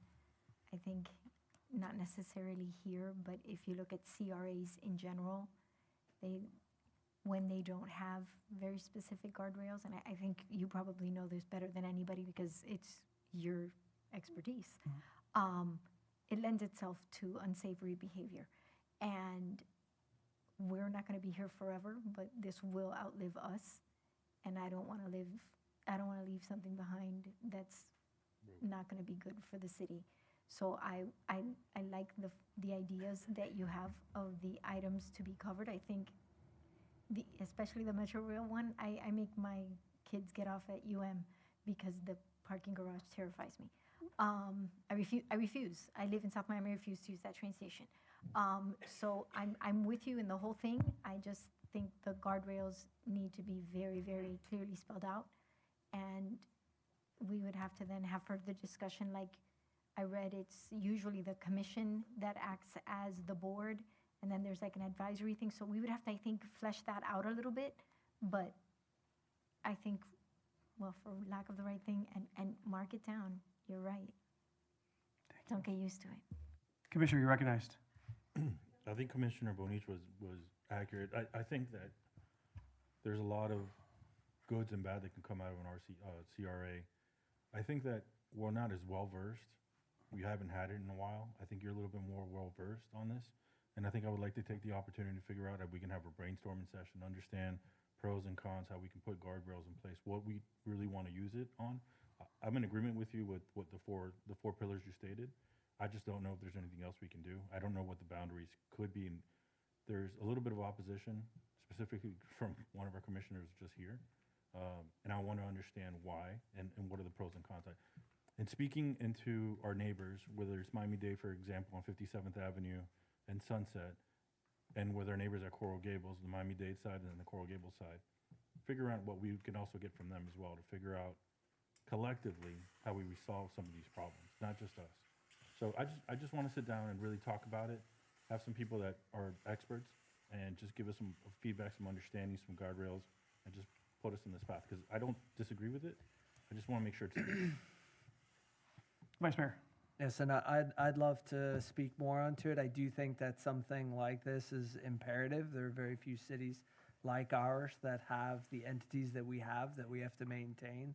The urban center, the percentage of commercial to residential, communities that require this kind of funding and being on mass transit. I think we just need these tools or tools like it. So I'm very eager to explore it. Thank you. So we can certainly have, I think it's appropriate to have a longer discussion, and we can not only invite the potential consultant, but if you'd like to, I can reach out to some other folks through the FRA, which is the Florida Redevelopment Association. Potentially they can join us virtually or in person if they're free to kind of help us have some further discussion, and that can be in the ambit of, executive directors at other agencies that I would say are successful ones, good models. and possibly council that are familiar with these financing mechanisms. In terms of guardrails, I think it would be, I'm most comfortable when the governing body acts as a CRA board. Certainly, we can have an advisory board, the community to kind of help inform the development of the master plan and give us feedback, but that would certainly be my priority. I think it also, one of the pushback we'll certainly get from the county, although I've had some conversations with leadership of the county, and I think there is support for the idea, particularly if we limit the focus on what we are directing resources towards. And I think for the most part, all the 4 things we mentioned are things that would be acceptable to them, because in large part, we're going to be addressing issues that are county issues. So they're going to see money returned to critical county infrastructure as well. You know, what we have to balance here is the impact to our general fund and our need to actually provide revenues for future operations. And so while we may adopt the 95% TIF by contract interlocal, we can require that money be given back by the trust fund to both the city and county. So that does not have quite as large a general fund impact as it would if we just left it on its own devices. So there are ways to kind of create return revenue back to the jurisdictions to meet general operating requirements. Given that this is the area that we want to grow, I think it's absolutely essential that we have those financial guardrails around this as well. And then, you know, I think, you know, being very thoughtful about in the master plan or the redevelopment plan, excuse me, to be more precise, limiting the kinds of investments that we want to see dollars directed to. And I would say this, and this is maybe a bad word for Commissioner Bonich, but also thinking about locking in future revenues through the issuance of debt, because I would tell you a bond indenture is the biggest guardrail against, you know, the misuse of dollars, because those dollars that are committed to that, to service that debt, right? And for directing that spending kind of gives us probably the greatest amount of security about where those dollars do end up. So, Is that akin to like a revenue bond? yes, it's I'm akin, sorry, it's akin to a revenue bond. Is that what you just said? Yes, ma'am. Oh, wow. So, anyhow, again, like everything else I'd like to do, we're just trying to create some more optionality for ourselves. It's not bad for you. So I think there is, it's just another tool in the toolbox that we should activate now. This is all predicated on the state not doing something irrational over the next few weeks and eliminating these entities altogether, which has certainly been part of the conversation, particularly in the House. From what I've been watching very closely, less likely to come out of the Senate in the same form. But we got to keep monitoring that and talking to our friends in Tallahassee about leaving the door open for the responsible use of this economic development tool, which is probably the most powerful one I think that we have available in statutes today. So there's not that many. So that's my pitch. If you are all supportive, I'd like to give the manager direction to at least solicit a proposal for a finding of necessity from Business Flair. We can bring that back for discussion, and I'm certainly happy to work with staff to identify a couple of resources. Commissioner Kai, if you give me a sense of who you'd like to have come and talk about, I can certainly invite my friend Larry Spring at the City of Miami, who's their CFO and has worked very intimately with both the Omni and the Park West CRAs through multiple debt issuances for any number of priorities, from port tunnels to affordable housing. Talk about that experience. But again, if you give me a flavor of what you want to garner from that conversation, and we can do that through the I don't know if we can do that through the clerk or not, but you can mention it right now. I can certainly think about a list of experts we can bring forward and help us kind of help guide that conversation at our next meeting. I'm more interested in how, in speaking to whoever it is that controls the financial aspects, because I think we're very clear, at least the 4 of us right now, we're happy with the 4 essential roads that you've mentioned. I think, am I right in saying that we're all comfortable with that? So I think where we might need a lot of education is the financial aspects of that. Mr. City Attorney, I think maybe, I don't know at your firm if you've got someone who's I think David Tolsis specializes in this area a little bit. If we could get David, I think it'd be helpful if we could discuss in terms of guardrails around both the redevelopment plan and via the interlocal. I think the county's going to want some guardrails as well as to where these dollars can be spent. Those would be the 2 places I would tell you that we would kind of memorialize what the approved expenditures could be contractually and through the master plan. But we can certainly invite Mr. Tolsis to elaborate on those points, and also maybe speak to governance and options for governance and community involvement, okay? Commissioner Kai, is there anything else you wanted to highlight potentially, or? Well, I mean, look, so obviously this is coming pretty fresh, so is there a timing element to this? Is there something that we need to push this forward to for one reason or another? I mean, it seems like we're stepping on the gauze a little faster, so just want to understand, is there any implications, anything in the future, that there's timing, is timing important? Yeah, I mean, I think, look, looking at the clock, I become a pumpkin in 19 months. So I want to make sure that, and these things I know don't happen overnight. I've worked on interlocal, extensions with the city and county, and, some are still the subject of discussion for multiple years. So I think the sooner we get started in terms of analyzing the options and engaging with our sister agency about what might be acceptable to them formally, the greater likelihood we have of getting this thing done. So that's my big driver, is just, my clock is certainly going to expire sooner than all of yours. Yes, ma'am.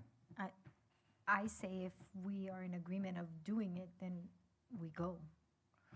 No, I agree, but I also want to make sure that all of you and, Commissioner Rodriguez, who's not here, either get a chance to vet this further and speak to professionals. So Absolutely. if there's a particular area that you're interested in kind of sussing out some more detail about, The financial aspect of it, like what are the pillars that we can actually invest? How does the investment opportunities work?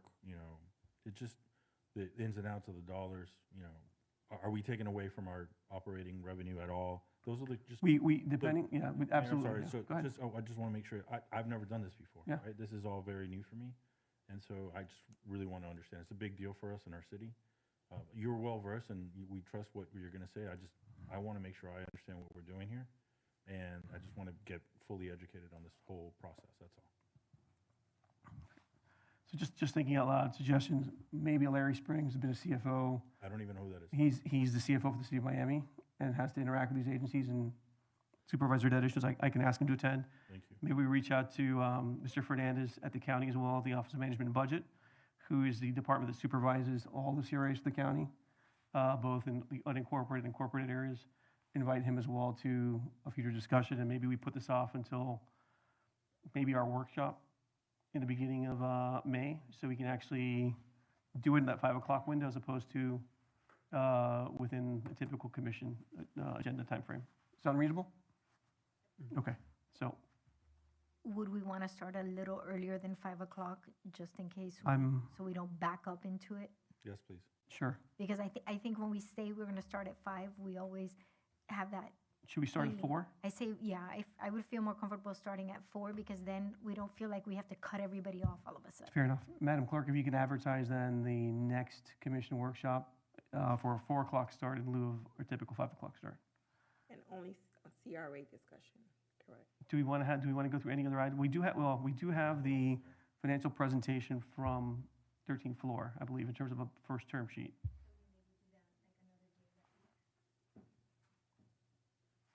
We certainly can. I mean, if that's the preference of the board. I would rather. We have 3 hours, I mean, from 4 to 7, so we have 3 hours that we can work on it. I think that's enough. You know My what? opinion. Let's notice both, and then if we can't take one, we'll set out another time. Okay. Okay, so colleagues, any objection to directing the manager to solicit a proposal for a finding of necessity, just so we have the information about costs and timing to complete it? Okay, so Mr. Manager, if you could, reach out to Business Flair, I think we have under contract potentially, and see what they would quote us for this exercise. We'd appreciate it. Thank you. Colleagues, thank you for the conversation. We'll move on to item 1, please. It's item 1, a resolution of the Mayor City Commission of the City of South Miami, Florida, relating to a fiscal year 2024-2025 budget, authorizing a budget transfer of $200,000 from the police capital improvements line item to engineering capital improvements line item. Is there a motion on item 1, please? I'll move the motion. Is there a second? I'll second. Okay, so we have a motion by Commissioner Kaya, a second by Commissioner Bonich. Madam Clerk, please call the roll. Yes, Commissioner Cayenne? Yes. Commissioner Bonich? Yes. Vice Mayor Corey? Yes. Mayor Fernandez? Yes. Item passes 4-0. If you could read item 2, please. Item 2, a resolution of the Mayor and City Commission of the City of South Miami, Florida, directing the city manager to modify the scope of landscaping master plan services by Miller Legg and Associates, Inc. to include an expansion of tree canopy coverage in residential areas, authorizing the city manager to commence planting trees in or near the public right-of-way abutting single-family, two-family, and townhouse residential properties in locations identified by the study. Thank you, Madam Clerk. Mr. Manager, I believe you're the sponsor. Do you want him to start the presentation, or would you like to lead us off? Oh, I can. Yeah, Okay, it's not a problem. please go ahead. Thank you very much. So this resolution was brought forward, and the idea essentially to address an issue I've been working on for a couple years, and this seems to be probably the most successful way for us to execute it.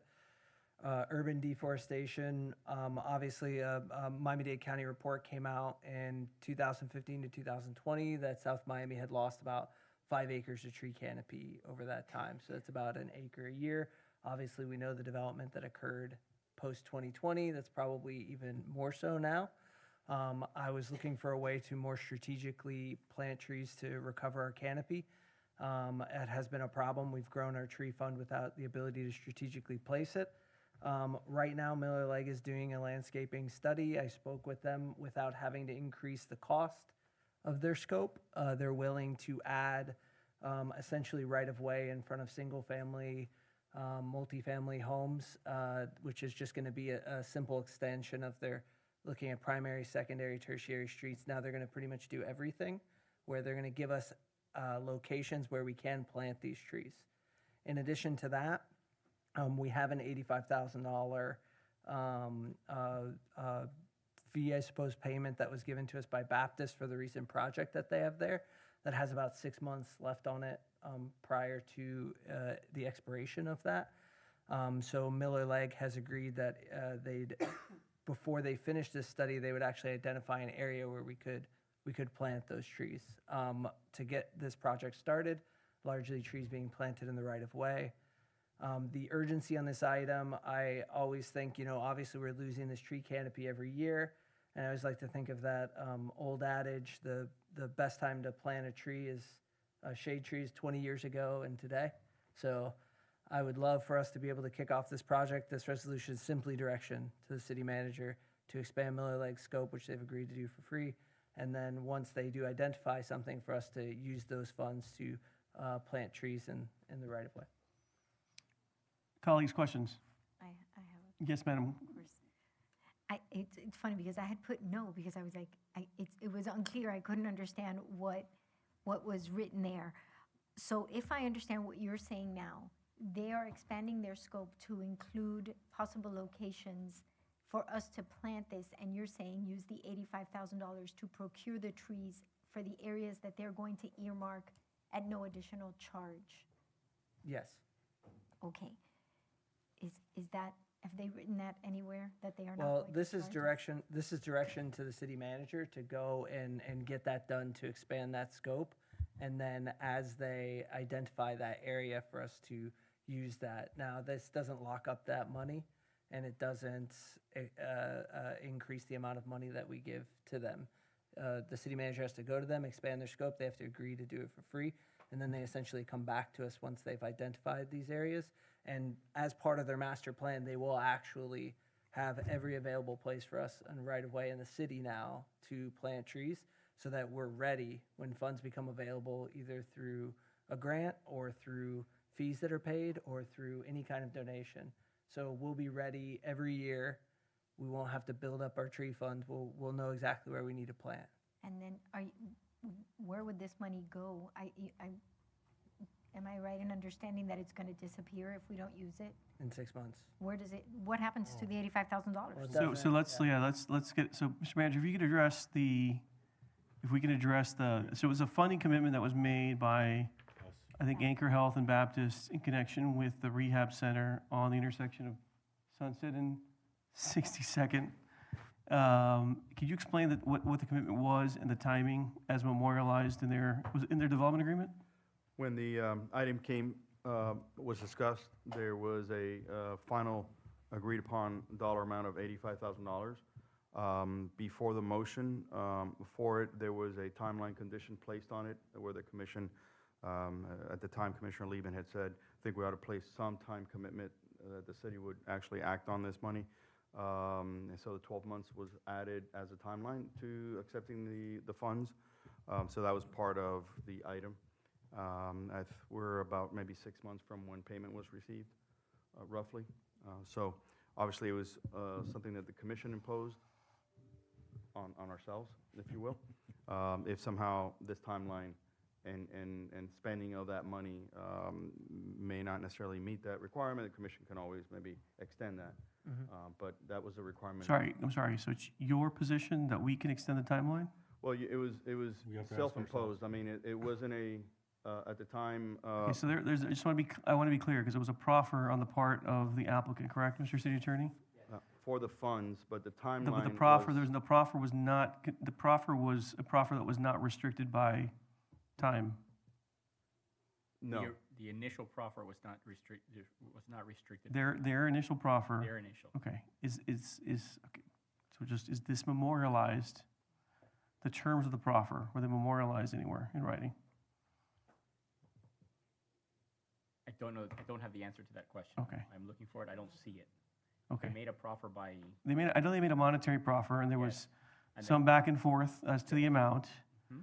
And then, again, my recollection is like yours, Mr. Manager, I'm not trying to, I just want to understand whether in articulating the time period, whether it was incorporated into their proffer, and it's a condition that we're bound by, or a condition contractually, or a condition that we can unilaterally modify, like my colleague is suggesting here.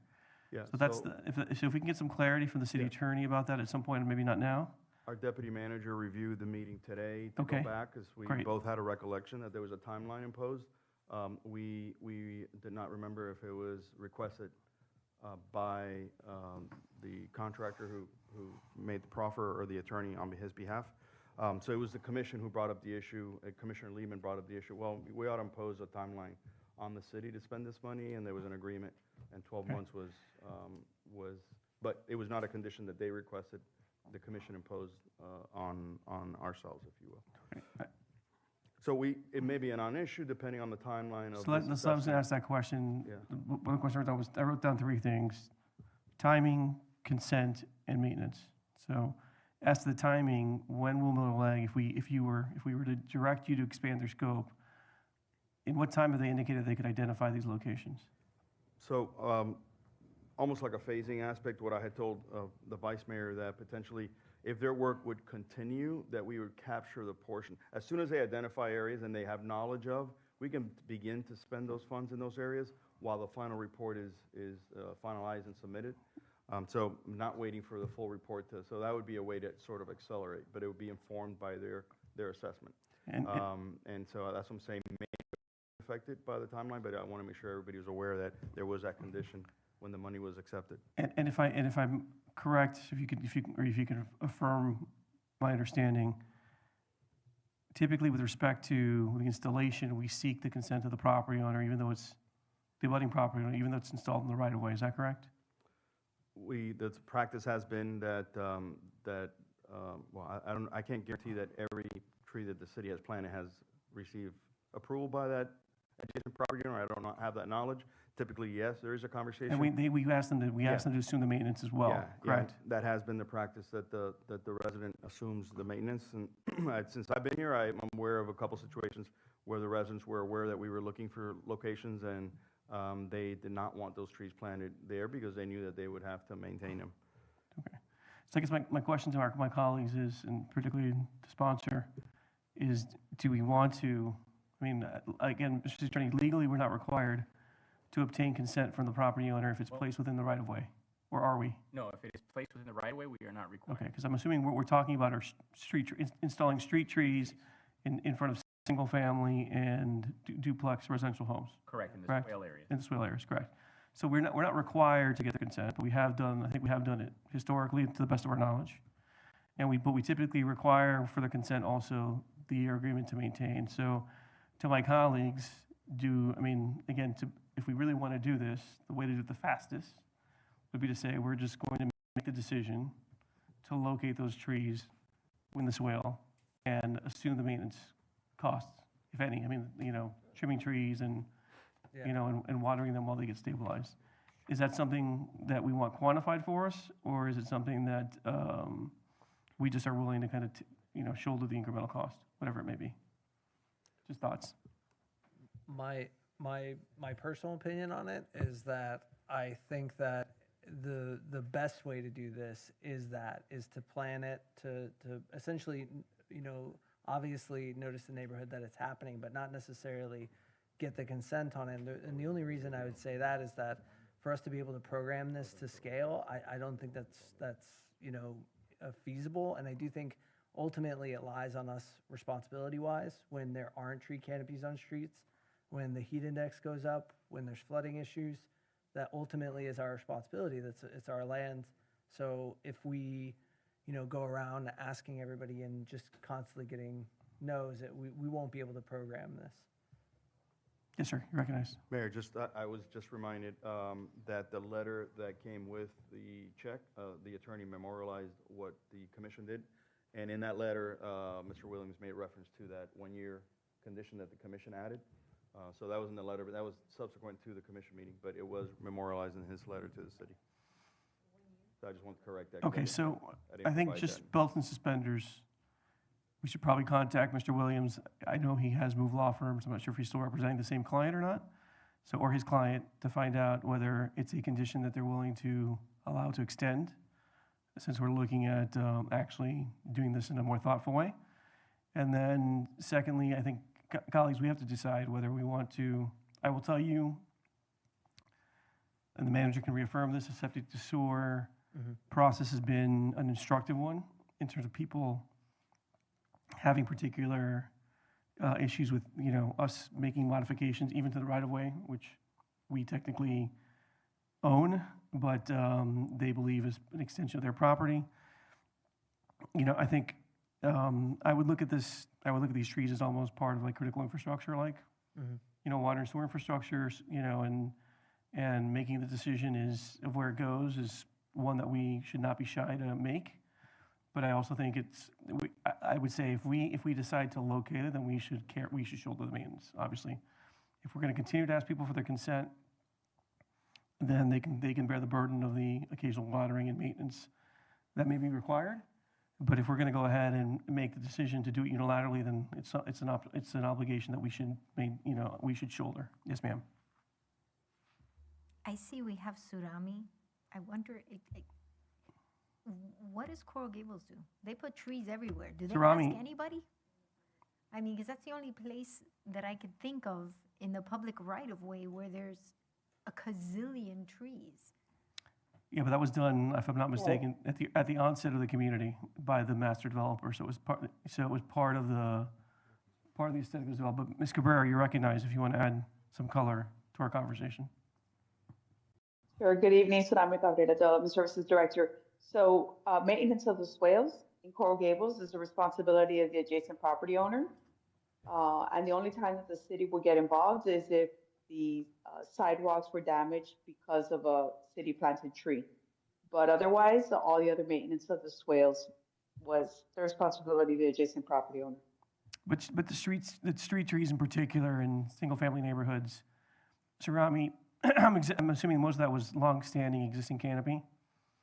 And the city does not maintain it, correct? Or do they? They do, actually, the city has a plan for maintaining the urban tree canopy and replacing it, because as trees age, they'd had there's some standard, and I can't recall right now, but there's some like urban forestry standard or something that you replace your trees so you never lose your canopy. So you go through and there's like a percentage of trees that you replace when they reach a certain age or they're sick or whatever, and there would be ongoing replacements all the time in the city. And in that process, does the city procure the consent of the abutting property owner? I don't believe they did. I could verify, but I don't think that they did. One thing that I know that was ever property owners were involved would be if there were the sidewalks and the traffic circles, but for trees, I don't believe there was any consent. And with respect to the newly installed, with respect to the newly installed trees by the city, I'm assuming the city maintained them after installation. No. So, no? So I'm not aware that they maintained them. I know that, I'm pretty sure that they were, until they were stabilized, but I think once the trees were stabilized, that that was it. That was the extent of the city's involvement in Okay, so maintaining the any- trees. But I will double check for you. Thank you. I'm just curious, any pruning after they're installed, et cetera, that happens 10 or 12 years down the line, is it done by the city or is it done by the property owner? That would be some color to, I'd like to understand. Okay, colleagues, further questions? No? I agree, Mayor. I think we can ask, Okay. ask questions. Okay, what's our preference? Is there a motion to adopt item 2? Do we want further discussion? How do we want to proceed? Do we want to, I don't know, I feel like we're yes on one part and I think we should, wait I on think the we should, other. I would suggest the following. Let's adopt this item. I would recommend that we move to adopt the item, and I'd allow the vice mayor to make the motion if you'd like.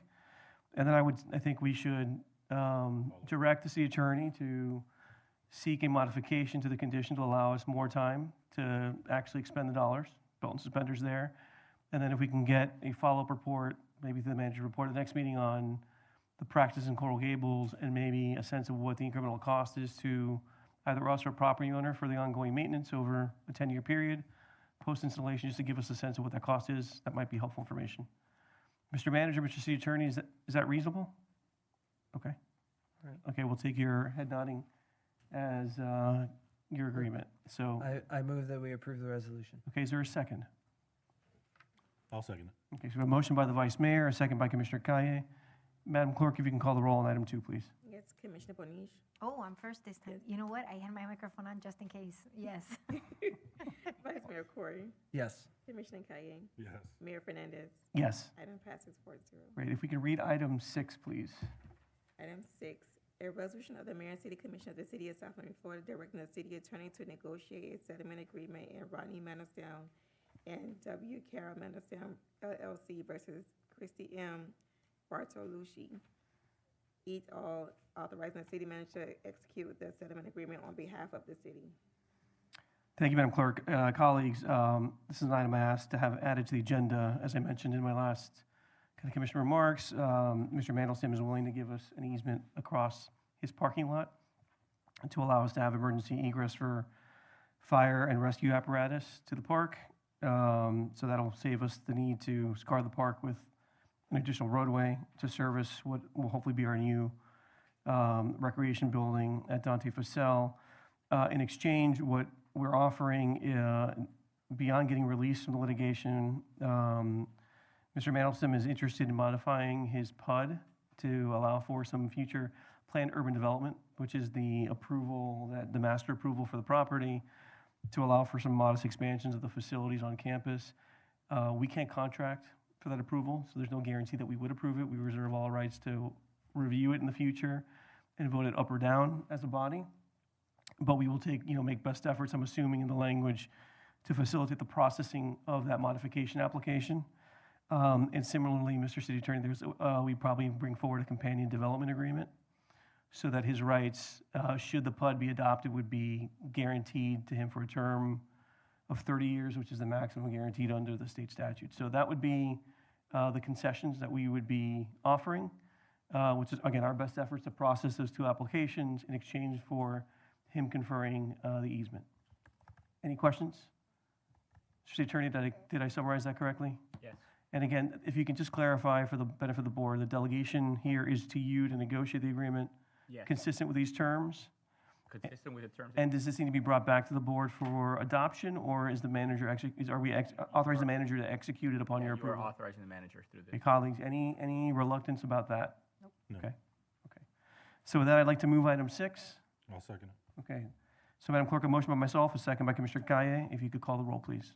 Yes, Commissioner Bonish. Yes. Vice Mayor Corey. Yes. Commissioner Kaye. Yes. Mayor Fernandez. Yes. Item passes 4-0. If you could read item 7, please. Item 7, an ordinance of the City Commission of the City of South Miami, Florida, providing for a moratorium on the enforcement of Section 3.6W of the city's land development code relating to residential requirements for solar photovoltaic systems. Thank you, Madam Clerk. So this is, colleagues, as you know, this is the second reading of the moratorium on the solar panel ordinance. Any questions of staff? Yes. Okay. Yes, you've got questions? Okay. I'm going to recognize Commissioner Kaye, and I'll come back to you, Commissioner Bonich. Sir. I just wanted to reconfirm the timelines that we said we would come back with some solutions. Just wanted to make sure we're all on the same page for that before we adopt this. Okay, so what was the timeline we indicated? 100, was it 180 days? 6 months. Yes.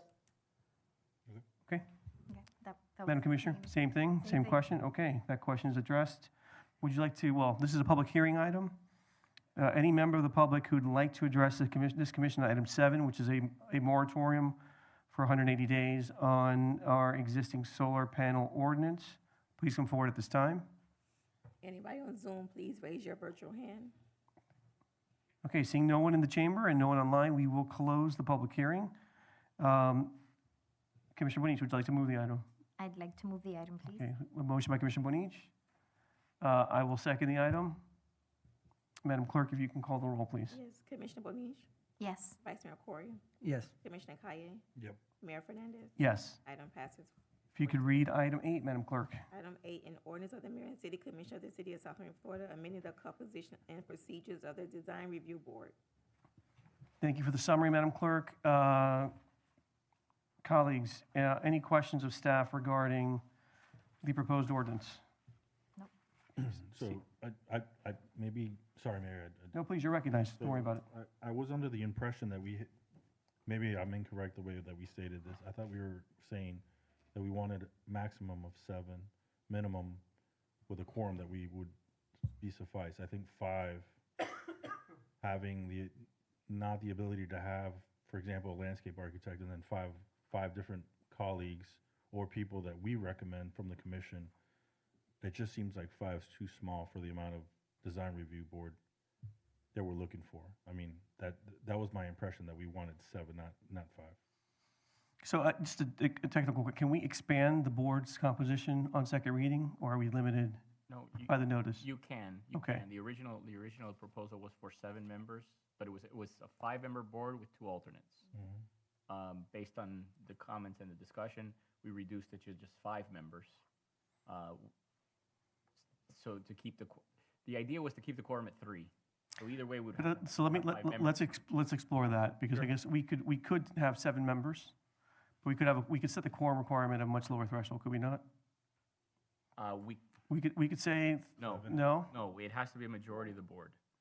So we Okay, either but have, what is the limiting factor on us setting the quorum requirement at something lower than the majority of the board? the Florida statute. Florida statute? Yes. Any board we create, Yes. okay, under 166 has to have, Yes. That's an interpretation by the Attorney General, a long-standing interpretation by the okay, Attorney General. that has never been challenged. That has never been challenged. Don't Correct. start. I'm not. Don't start. We got enough on our plate already, One at a time. so Very it's fine. fine one right there. Yeah. You don't want to sue someone else? Come on. No, I don't want to sue anybody. Okay, good. Okay, so colleagues, what's your pleasure? We have it at 5 with a quorum of 3. We can go back to 5 with 2 alternates. That would not affect the quorum requirement if you want to add the additional expertise. No, my recommendation is to stay at 7. Okay, 7 with, that would require quorum of 4 members, correct? That's correct. Okay. Can I offer a suggestion, or at least something for us to consider? Is like the landscape, certain parts of this, is that something we could take in-house so that it becomes part of procedure instead of part of this board? The stuff that we see that we need, we're not leaving to a board that may or may not have quorum. I know that I had said before, do we want to maybe make it part of planning? And there wasn't an appetite for that because we were worried that it was going to make things longer for planning board. And I understand, but I'm trying to find ways to not slow down the process. So I think just again, I haven't looked at this current version, so I apologize to my colleagues, but there was a fail-safe in the event that there was not quorum for, was it 2 consecutive meetings, Mr. City Attorney? Yeah, I Yeah. believe it's The 2. It staff goes did it. back Correct, so to- it goes back to the Director of Development Services, and she can make the determination as to the adequacy of the design in all respects, including landscaping, so. Do we want to change it to 1 instead of 2? So if we keep it at 7, which then makes quorum. How often does the board meet now? Excuse my ignorance, once a month? Once a month. It's once a month currently. was two. The proposal here is to go back to 2. Okay. So I would say, rather than if they're meeting bi-monthly, I would say if an application's been delayed by 30 days, then it should go back to the discretion of the Development Services Director. So that there's been 2 opportunities for a meeting before here. What? That's already, yeah. I'm not sure if it's drafted that way or not. I apologize. Sorry, yeah. Ms. Arango has corrected me. It's actually 1 meeting. If they do not have quorum for Okay. 1 meeting, it can go back to the Development Services Okay. Director. Okay. So, okay. You're fine with that? Okay, we'll see how that works then. Okay. But at 7. Huh? 7. At 7, we have a request for 7. Can we just for? Let's do 6. No. Oh, gosh, the price is right. Can we, maybe have them keep track for, 3 months and see how many times we failed to make quorum with this, to see if we have to reassess? Well, I mean, we have a person that runs a meeting on our behalf that goes back into, development services. We can get that feedback. Yeah, that's why I'm saying, can they give us a report in 3 months? You're requesting that. I mean, requesting it Okay, right so now. we'll give that direction to the clerk to get, if you can give us a running summary of the board's quorum performance. And before we move, Mayor, sorry, Yes, sir. can you give us an update, Ms. Clerk, on what we have allocated correctly, any open spots, any opportunities to fill up that board at 7? At 7, we have 2 vacancies, and right now we have 3 expired terms that's on the board. Okay. So that's something that commission needs to work on making sure. 3 expired terms, So- those board members want to continue to serve? I think they do, yeah. Okay, so can we just put them back on the agenda? Okay, You said no? I No? said, yeah, why not? Oh, okay. okay, so yeah, I mean, I agree. Go back to it. Manuel. I think, what I would just as a practice, if we have expired terms and the board members want to continue to serve, I would just calendar them for approval. And if we really don't want to appoint someone, we can have that discussion. Typically, I don't think there's been a practice here, but. Okay, that way we're not unnecessarily holding up the reappointment on a procedural item, which is us requesting them to be reappointed. For the Okay. mayor. Yes, sir. So currently, we have 2 open spots, Correct. and the Oh, God, please commissioners say it's that not have me. those allocations are, It's me, isn't it? huh? It's always me. But no, your appointee has an expired term. Oh, thank the Lord. No, at least it's not vacant. And, the mayor has recommended someone already for the board. So that'd be 6? And so we didn't have another one. Then What's I have a Then, recommendation as well. he needs- So you'll be the last one? Yeah. All right, there we go. So we're good. Okay, so we have 2 pending recommendations that would fill the 2 additional board spots that Commissioner Kaye would like to see. Okay. Good Lord, So the pressure of an. do we want to go to 7? I'm fine either way. So, okay, Yeah, I'm so, fine with 7. so is there a motion to amend the ordinance as presented to increase? I'll move the motion. Okay, so motion to Second. move to 7 from 5. Okay, second. Okay. Seeing no objection to the amendment, we'll consider it adoption.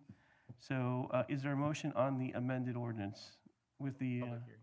Oh, public hearing, my apologies. So, okay, with that as discussion, is there any member of the public who'd like to address this commission on item 8? Sir, good evening. I'm sorry, if I'd known you were here for this item, I would have called it up sooner. No, I wasn't here for this. Okay. Love your shirt, by the way. Your name and address for the record, please. Wilson Fernandez. Wilson, your shirt, come on, man. I love the shirt. Go Knights. Thank you. I've dealt with this issue before on the state statute, and one of the ways that we were able, because concerning about getting quorum, is that typically these boards have vacancies, and if you put a hard for quorum, you may not be able to get, if you have 2, then it's 80%. If there's 2 vacancies, 4 out of 5. So we've written it in a way that it says the majority of the standing members, meaning whatever the membership of that board is of that time, then you constitute quorum based upon a majority, not a hard number figure. And that way you get around, if you have 2 vacancies or 3 vacancies, you can still operate and function there. So it's just a suggestion that I've dealt with before on this statute. Thank you. Thank you. Yeah, thank you. If I may ask, Mr. Fernandez, what brought you to the meeting this evening?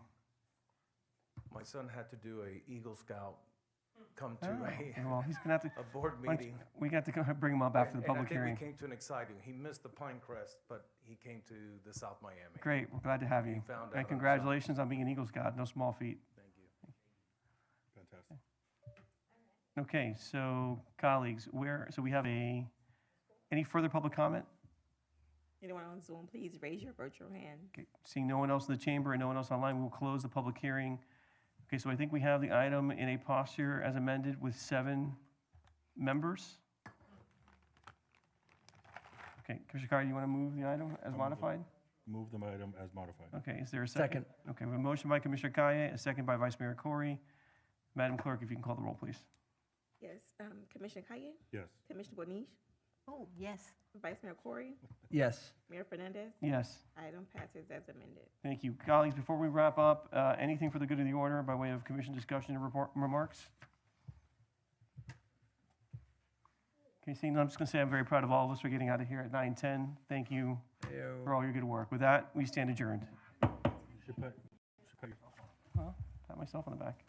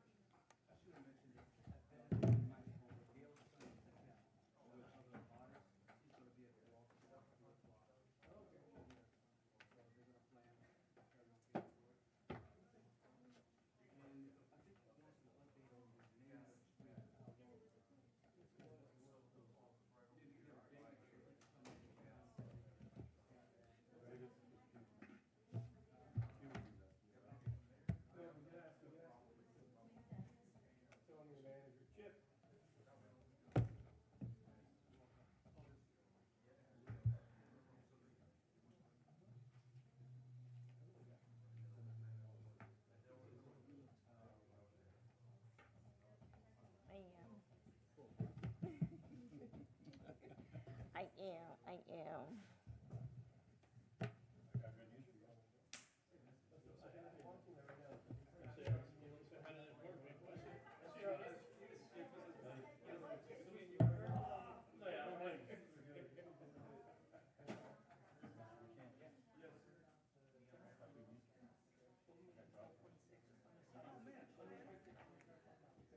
Good night, everybody.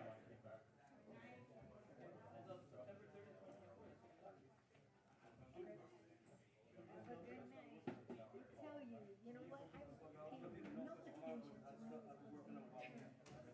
So then I just stopped turning the lights off.